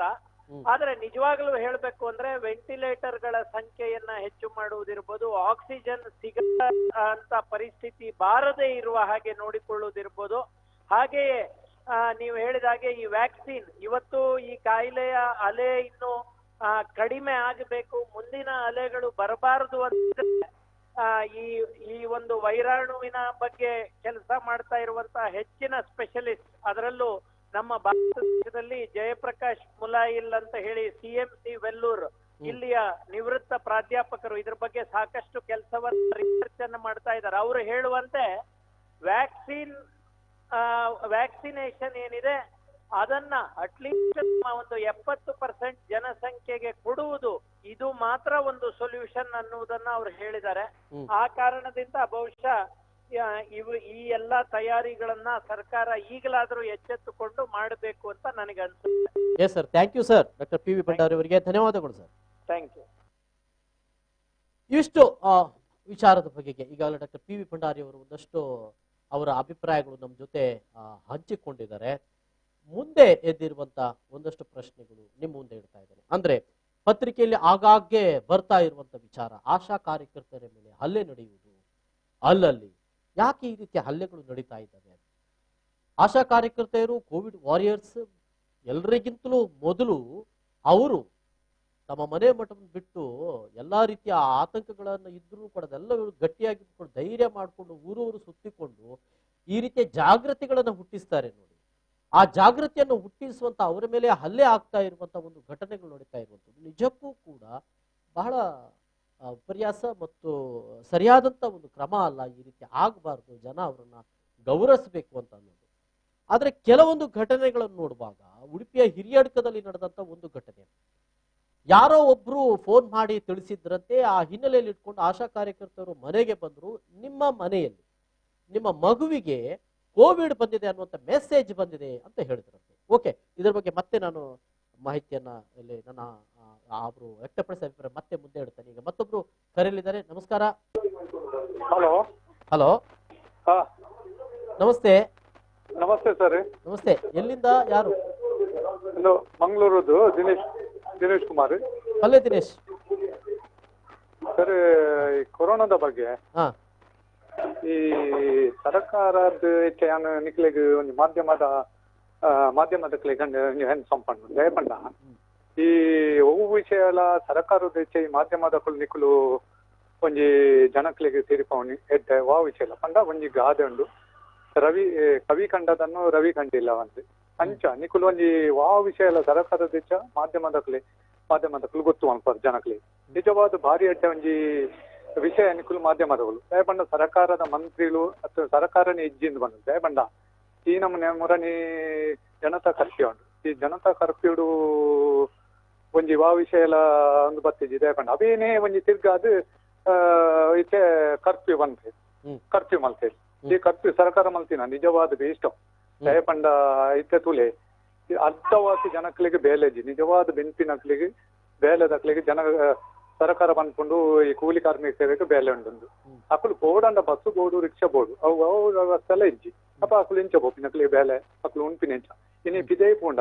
ಜನಕ್ಕಳು ಇಲ್ಲಾಡು ಕುಲ್ಲಂದ ಪಿದೇ ಪೋಂಡ ಅದಲ್ಲ ಒಂಜಿ ಬೆನ್ ಕನ ಒಯ್ಕಂಡ ಪಿದೇ ಪೋಂಡ ನಾಯಿಗೆ ಹಾಕ್ಲಿಕ್ಕೆ ಹಾಕ್ಲಿಕ್ಕೆ ಜಾಣ ಮನೆ ಪೊಲೀಸ್ ಅಪ್ಪ ಅಕ್ಕಳು ಬಂಜಿಗೆ ದಾತ ತಿನ್ಪಿನ್ ಸರ್ ಅಕ್ಕಳು ಬೇಲೆ ಮಲ್ಪುಣ ಎಂಚಿನ ಮಲ್ಪುನಿ ಈ ನಮ್ದ ಪರಿಸ್ಥಿತಿ ಮುಟ್ಟುದುಂಡು ಅವತ್ತಂದ ಕೆಲವು ಲಾಕ್ ಡೌನ್ ಬಂದು ಮಾತ ಕಚೇರಿನ ಬಂದ್ ಮಲ್ತದೆ ಬಂದ್ಪೇರು ಈ ಉದ್ಯೋಗದ ಕೈಗಾರಿಕೆ ಮಾತ ಅಂಡ್ ಹೆಚ್ಚಿನ ಕೈಗಾರಿಕೆಗಳು ಮಾತ ಅಲ್ಪ ಅಲ್ಪ ಬೇಲೆ ಮಲ್ತೊಂದುಲ್ಲ ಒಂಜಿ ಎಕ್ಸಾಂಪಲ್ ಪಂಡ ಈ ನಮ್ಮ ಇಂಡಸ್ಟ್ರಿಯಲ್ ಎಸ್ಟೇಟ್ ಎಯ್ಯಾಡಿ ಅವೇನೇ ಪೊತ್ತು ಲೈಕ್ ಬೋಂಡ ಮಾಧ್ಯಮದ ಪೋವಾಡು ಏರು ಜನಪ್ರತಿನಿಧಿ ಎಲ್ಲ ಪೋವಾಡು ಹೈಯೆಸ್ಟ್ ಫ್ಯಾಕ್ಟ್ರಿಗಳು ಮಾತ ಬಂದ್ ಮಲ್ತದೆ ಎದುರು ಸೆಟರ್ ಹೋಯ್ತದ ಅನೇಕ ಜನಕ್ಲೇನು ಅವ್ಳು ಬೆನ್ಪ ಒಂದಿಲ್ಲ ಅಕ್ಲೆ ಕೊರೋನಾ ಬರ್ತಜಾ ಒಂದು 100-150 ಜನನು ಒಂಜಿ ಫ್ಯಾಕ್ಟ್ರಿ ಬೆನ್ಪ ಒಂದಿಲ್ಲ ಅಕ್ಲೆ ಕೊರೋನಾ ಜಾ ಅಪ್ಪ ಬಾಕಿ ಮೂರು ಡ್ರೈವರ್ ನಕುಲಾಡು ಕಂಡಕ್ಟರ್ ನಕುಲಾಡು ಅತ್ತನ ಬಾಕಿ ಜನಸಾಮಾನ್ಯರಿಗೆ ಬೇಲೆ ಆ ನಮ್ದ ಪರಿಸ್ಥಿತಿ ಇತ್ತೆ ಮುಟ್ಟುದು ಈ ಸರ್ಕಾರ ಈ ಲಾಕ್ಡೌನ್ ಮಂತನ ಕೊರೋನಾ ಕಮ್ಮಿ ಆಪನ್ ಮಂತೆ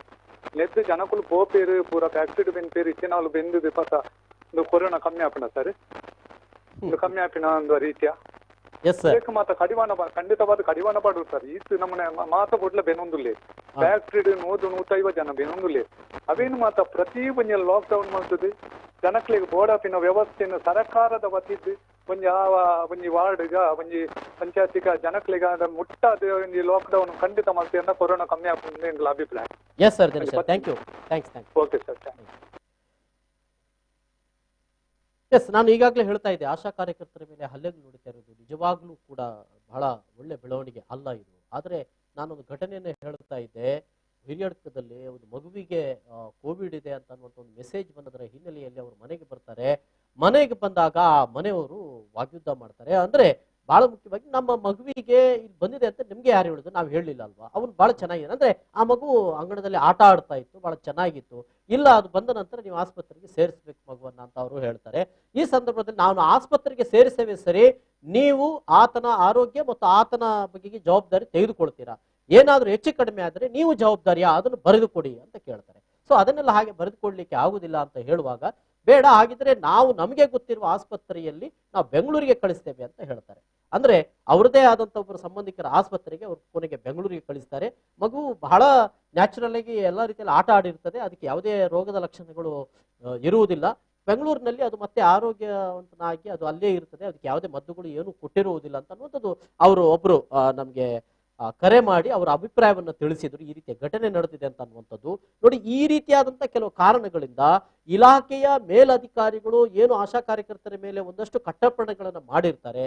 ಇಷ್ಟು ಸಂಖ್ಯೆಯನ್ನು ತಾವುಗಳು ತರಬೇಕು ಅಂತ ಕೆಲವೊಮ್ಮೆ ಹೇಳಿರುವಂಥದ್ದು, ಕೆಲವೊಮ್ಮೆ ಇಂಥ ಒಂದು ಇದು ಬಂದಿದೆ ನೋಡಿ, ಅಲ್ಲಿ ಮೆಸೇಜ್ ಬಂದೆ, ಅವರನ್ನು ಹೋಗಿ ತರಲೇಬೇಕು ಅಂತ ಹೇಳುವಂಥ ಕಟ್ಟಪ್ಪಣೆಗಳ ಮಾಡಿರುವಂಥದ್ದು.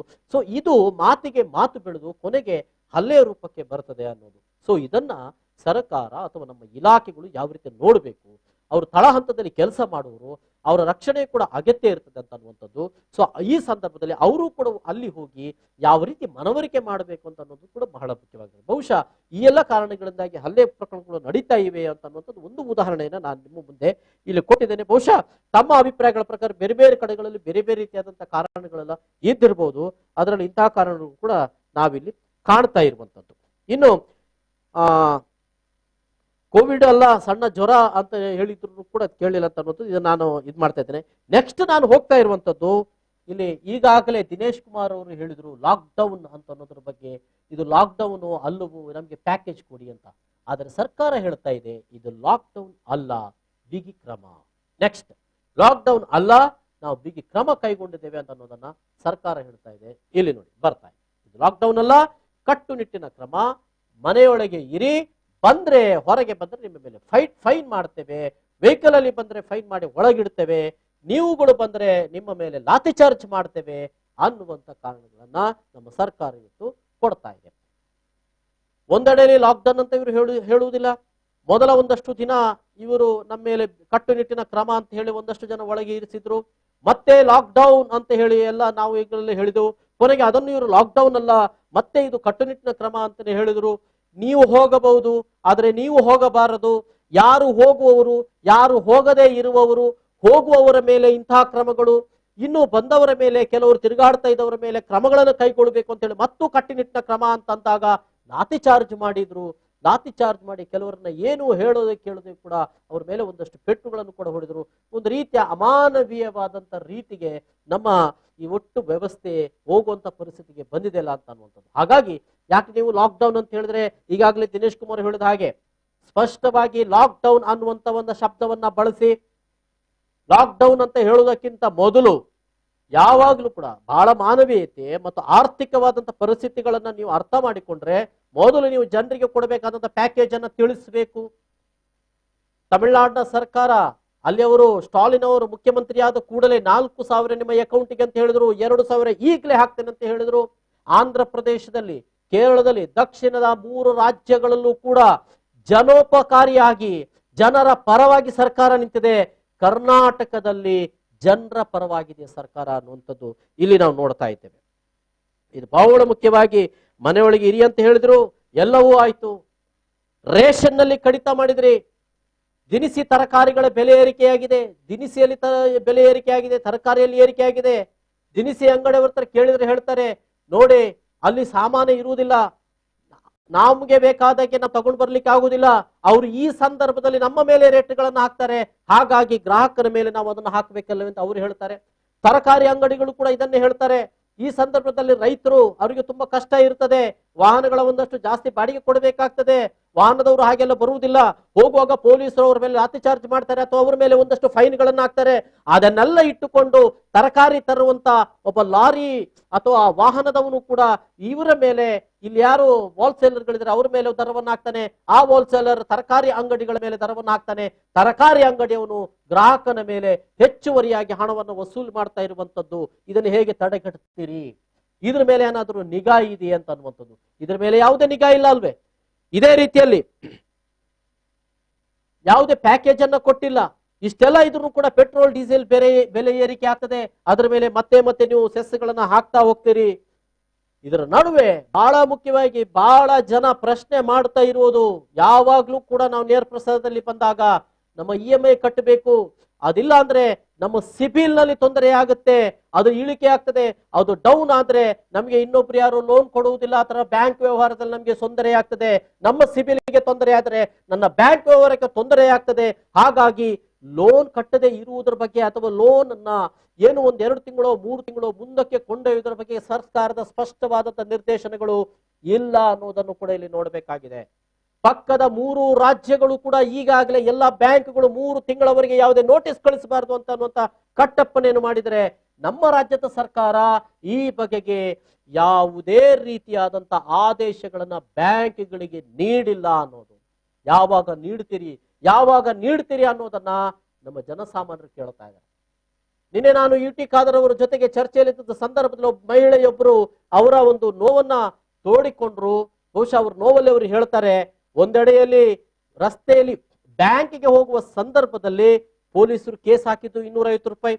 ಇನ್ನು ಸಿಟಿ ಸೆಂಟರ್ ನಲ್ಲಿ ಅವರ ಒಂದು ಮಳಿಗೆ ಇದೆ, ಆ ಮಳಿಗೆ ಅಕ್ವೇರಿಯಂ ಮಳಿಗೆಯಲ್ಲಿ ಅಂತ ಹೇಳಿದ್ರೆ ಅದರಲ್ಲಿ ಸಣ್ಣ ಸಣ್ಣ ಮೀನುಗಳು, ಅವುಗಳಿಗೆ ಆಹಾರ ಹಾಕ್ತಾ ಇರಬೇಕು. ಕಳೆದ 1 ವಾರದಿಂದ ಹೋಗಿಲ್ಲ, ಹಾಗೆ ನಿನ್ನೆ ಹೋಗಿ ಅದಕ್ಕೆ ಆಹಾರ ಹಾಕಿದೆ, ಎಲ್ಲ ಸ್ವಲ್ಪ ಕ್ಲೀನ್ ಮಾಡಿಕೊಂಡು ನಾನು ಬಂದೆ. ಬರುವಾಗ ನನ್ನ ಮೇಲೆ ಕೇಸ್ ಹಾಕಿದ್ರು. ಮತ್ತೆ ನಾನು ಬ್ಯಾಂಕ್ ಕಟ್ಟಲಿಕ್ಕೆ, ನನ್ನ ಮನೆಯ ಲೋನ್ ಕಟ್ಟಲಿಕ್ಕೆ ಅಲ್ಲಿ ಹೋಗಬೇಕು.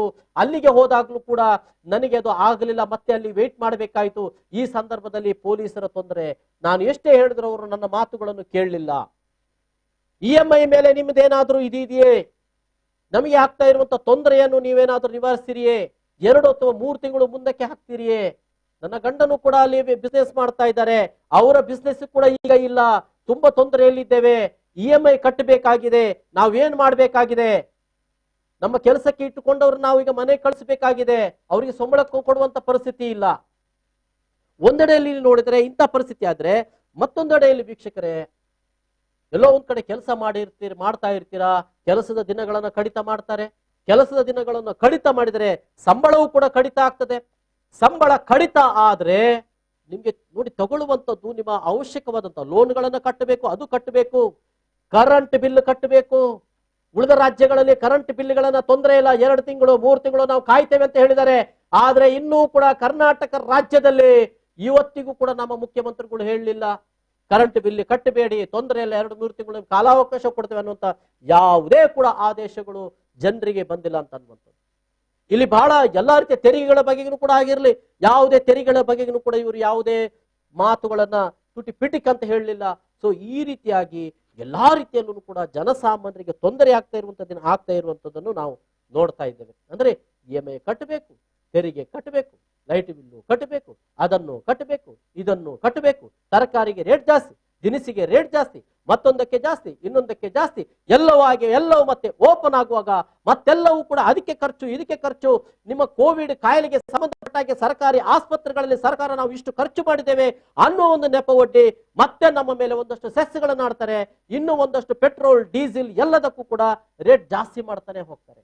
ನಾವು ಮತ್ತೆ ಇದನ್ನು ಅನುಭವಿಸಬೇಕಾದ ಸಂದರ್ಭದಲ್ಲಿ ಅದೇ ಮಾತ್ರವಲ್ಲದೆ ನಾನು ಈಗಾಗಲೇ ಶಿಕ್ಷಣ ಕ್ಷೇತ್ರ ಹೇಳಿದೆ, ಫೀಸ್ಗಳ ಬಗೆಗೆ ಕಳೆದ ಬಾರಿ ಒಂದಷ್ಟು ಏನಾದರೂ ನಮಗೆ ರಿಯಾಯಿತಿ ಕೊಡಿ, ಅರ್ಧ ಫೀಸನ್ನಾದ್ರೂ ಕಟ್ಟಲಿಕ್ಕೆ ಒಂದು ಅವಕಾಶ ಮಾಡಿಕೊಡಿ, ತೊಂದರೆ ಅರ್ಧ ಫೀಸ್ ಆದ್ರೂ ಕಟ್ತೇವೆ ನಾವು, ತೊಂದರೆ ಇಲ್ಲ ಅರ್ಧ ಫೀಸ್. ಯಾಕಂತ ಹೇಳಿದ್ರೆ ಶಿಕ್ಷಣ ಸಂಸ್ಥೆಗಳು ಅವರುಗಳು ಏನೋ ದೊಡ್ಡ ಅವರು ಕಟ್ಟಿಕೊಂಡಿದ್ದಾರೆ, ಅವರ ಶಿಕ್ಷಕರು ಅಲ್ಲಿ ಸಂಬಳಕ್ಕಾಗಿ ಕಾಯ್ತಾ ಇದ್ದಾರೆ, ಅವ್ರಿಗೇನಾದ್ರೂ ಕೊಡಬೇಕು ಅಂತ ಅನ್ನುವಂಥದ್ದು ಇರ್ಲಿ.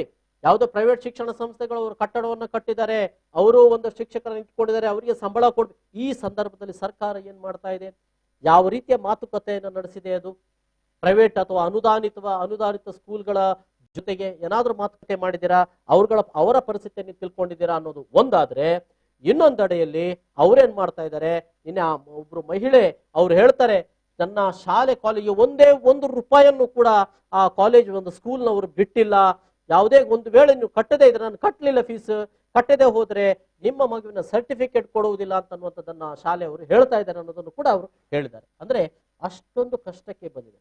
ಎಲ್ರಿಗೂ ಅವರವರ ಉಳ್ಳವರು ಏನ್ ಮಾಡ್ತಾರೆ, ಅವರ ಕಷ್ಟಕ್ಕೆ ಯಾರ ಮೇಲೆ ಹಾಕಬೇಕು ಅವರ ಮೇಲೆ ಹಾಕಿಕೊಂಡು ಅವರೇನು ನೆಮ್ಮದಿಯಾಗ್ತಾರೆ.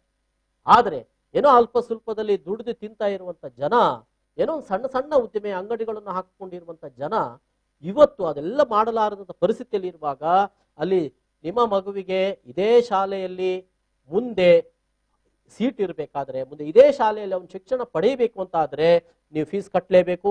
ಅದು ಇಡೀ ವರ್ಷದ ಫೀಸ್ ಅನ್ನ ಕಟ್ಟಬೇಕು. ಯಾಕಂತ ಹೇಳಿದ್ರೆ ನಮ್ಗೆ ಇಷ್ಟು ಖರ್ಚಿದೆ, ನಾವು ನಮ್ಮ ಶಿಕ್ಷಕರಿಗೆ ಸಂಬಳವನ್ನು ಕೊಡಬೇಕಾಗಿದೆ, ನಮ್ಮದೆಲ್ಲವೂ ಹಾಗೇ ನಡೀತದೆ, ಯಾವುದೇ ರೀತಿಯಲ್ಲಿ ನಮ್ಮಲ್ಲಿ ಕಡಿತ ಇಲ್ಲ, ಹಾಗಾಗಿ ಇಷ್ಟು ಫೀಸ್ ಅನ್ನ ನೀವು ಕಟ್ಟಲೇಬೇಕು ಅನ್ನುವಂತ ರೀತಿಯ ಕಟ್ಟಪ್ಪಣೆಯನ್ನ ಸಂಬಂಧಪಟ್ಟಂತ ಶಿಕ್ಷಣ ಸಂಸ್ಥೆ ಈ ಅಮಾಯಕವಾದಂತ ಹೆತ್ತವರ ಮೇಲೆ ಇವತ್ತು ಹಾಕ್ತಾ ಇರುವುದನ್ನು ಕೂಡ ನಾವು ನೋಡ್ತಾ ಇದ್ದೇವೆ. ಅಂದ್ರೆ ಎರಡೂ ಕಡೆಯಲ್ಲೂ ಕೂಡ ತೊಂದರೆಗಳನ್ನು ಅನುಭವಿಸ್ತಾ ಇರುವಂತ ನೋಡ್ತೇವೆ. ಆದ್ರೆ ಸರ್ಕಾರ ಮಾತ್ರ ಬಾಯಿ ಮುಚ್ಚಿ ಕುಳಿತದೆ. ಇನ್ನು ಕೂಡ ಇದ್ರ ಬಗ್ಗೆ ಸ್ಪಷ್ಟವಾದಂತ ಒಂದು ಧೋರಣೆಯನ್ನ ಸರ್ಕಾರ ಇವತ್ತು ವ್ಯಕ್ತಪಡಿಸಿಲ್ಲ ಅಂತ ಅನ್ನುವಂಥದ್ದನ್ನ ನಾವು ನೋಡ್ತಾ ಇದ್ದೇವೆ. ನೋಡಿ, ದಕ್ಷಿಣದ ಎಲ್ಲಾ ರಾಜ್ಯಗಳು ಇವತ್ತು ಸರ್ಕಾರದ ಜನರ ಜೊತೆ ನಿಂತಿದೆ. ಆದ್ರೆ ಕರ್ನಾಟಕ ಸರ್ಕಾರ ಇನ್ನೂ ಕೂಡ ನಿರ್ಧಾರ ಮಾಡಲಿಲ್ಲ. ಉಸ್ತುವಾರಿ ಸಚಿವರನ್ನ ನಾನು ಮೊನ್ನೆ ಪ್ರಶ್ನೆ ಮಾಡಿದೆ, ಇಲ್ಲ ನಾವು ಖಂಡಿತವಾಗಿ ಕೂಡ ಜನರ ಪರವಾಗಿ ನಿಲ್ತೇವೆ, ಮುಖ್ಯಮಂತ್ರಿಗಳ ಜೊತೆ ನಾನು ಮಾತನಾಡ್ತೇನೆ, ಎಲ್ಲ ಸಮಸ್ಯೆಗಳನ್ನ ಮುಂದೆ ಇಡ್ತೇನೆ ಅಂತ ಅನ್ನುವಂತ ಒಂದು ಭರವಸೆಯನ್ನ ಕೊಟ್ಟಿದ್ದಾರೆ. ಮಂಗಳೂರಿನ ಶಾಸಕರು, ಉತ್ತರದ ಶಾಸಕರು ಅವರು ನಾವು ಜನರ ಜೊತೆ ಇರ್ತೇವೆ ಅಂತ ಹೇಳಿದ್ದಾರೆ. ಜೊತೆಯಲ್ಲಿ ಯಾರೆಲ್ಲ ಈ ಒಂದು ಕೋವಿಡ್-19 ಒಳಗಾದಂತವರಿದ್ದಾರೆ, ಯಾರೆಲ್ಲ ಮನೆ ಒಳಗೆ ಇರ್ಬೇಕಂತ ಪರಿಸ್ಥಿತಿ ಇದೆ, ಅವರಿಗೆಲ್ಲ ಆಹಾರದ ಕಿಟ್ಗಳನ್ನು ಕೊಡ್ತೇವೆ, ಯಾವುದೇ ಕಾರಣಕ್ಕೂ ಹೊರಗೆ ಬರಬೇಡಿ ಅಂತ ಕೂಡ ಹೇಳಿದ್ದಾರೆ. ಏನೇನು ಪ್ಯಾಕೇಜ್ಗಳಿದೆಯೋ ಅದನ್ನೆಲ್ಲ ಕೊಡುವುದರ ಬಗ್ಗೆನೂ ಕೂಡ ಮುಖ್ಯಮಂತ್ರಿಗಳ ಗಮನಕ್ಕೆ ನಾವು ತರ್ತೇವೆ ಅನ್ನುವಂತ ಒಂದು, ಅಂದ್ರೆ ಇಷ್ಟು ದಿನಗಳಲ್ಲಿ ನಮ್ಮ ರಾಜಕೀಯ ಪಕ್ಷದ ಮುಖಂಡರು ಮತ್ತು ನಮ್ಮ ಸರ್ಕಾರದ ಜನಪ್ರತಿನಿಧಿಗಳು ಇವರನ್ನ ನಾನು ಸಂದರ್ಶನ ಮಾಡಿರುವಂತ ಸಂದರ್ಭದಲ್ಲಿ ಅವರೆಲ್ಲರೂ ಕೂಡ ಭರವಸೆ ಕೊಟ್ಟಿದ್ದಾರೆ. ಹೌದು, ಕರಾವಳಿಯ ಜಿಲ್ಲೆಯ ನಾವುಗಳು ನಮ್ಮ ಜನಪ್ರತಿನಿಧಿಗಳ ಮೇಲೆ ಭರವಸೆಯನ್ನು ಇಟ್ಟಿದ್ದೇವೆ, ಇಲ್ಲ ರಾಜಕೀಯ ಪಕ್ಷದ ಮುಖಂಡರುಗಳ ಮೇಲೆ ಭರವಸೆಯನ್ನು ಇಟ್ಟಿದ್ದೇನೆ. ಅವರೇನ್ ಮಾಡ್ತಾರೆ ನೋಡೋಣ, ಮುಂದೆ ಮತ್ತೆ ಭೇಟಿಯಾಗೋಣ.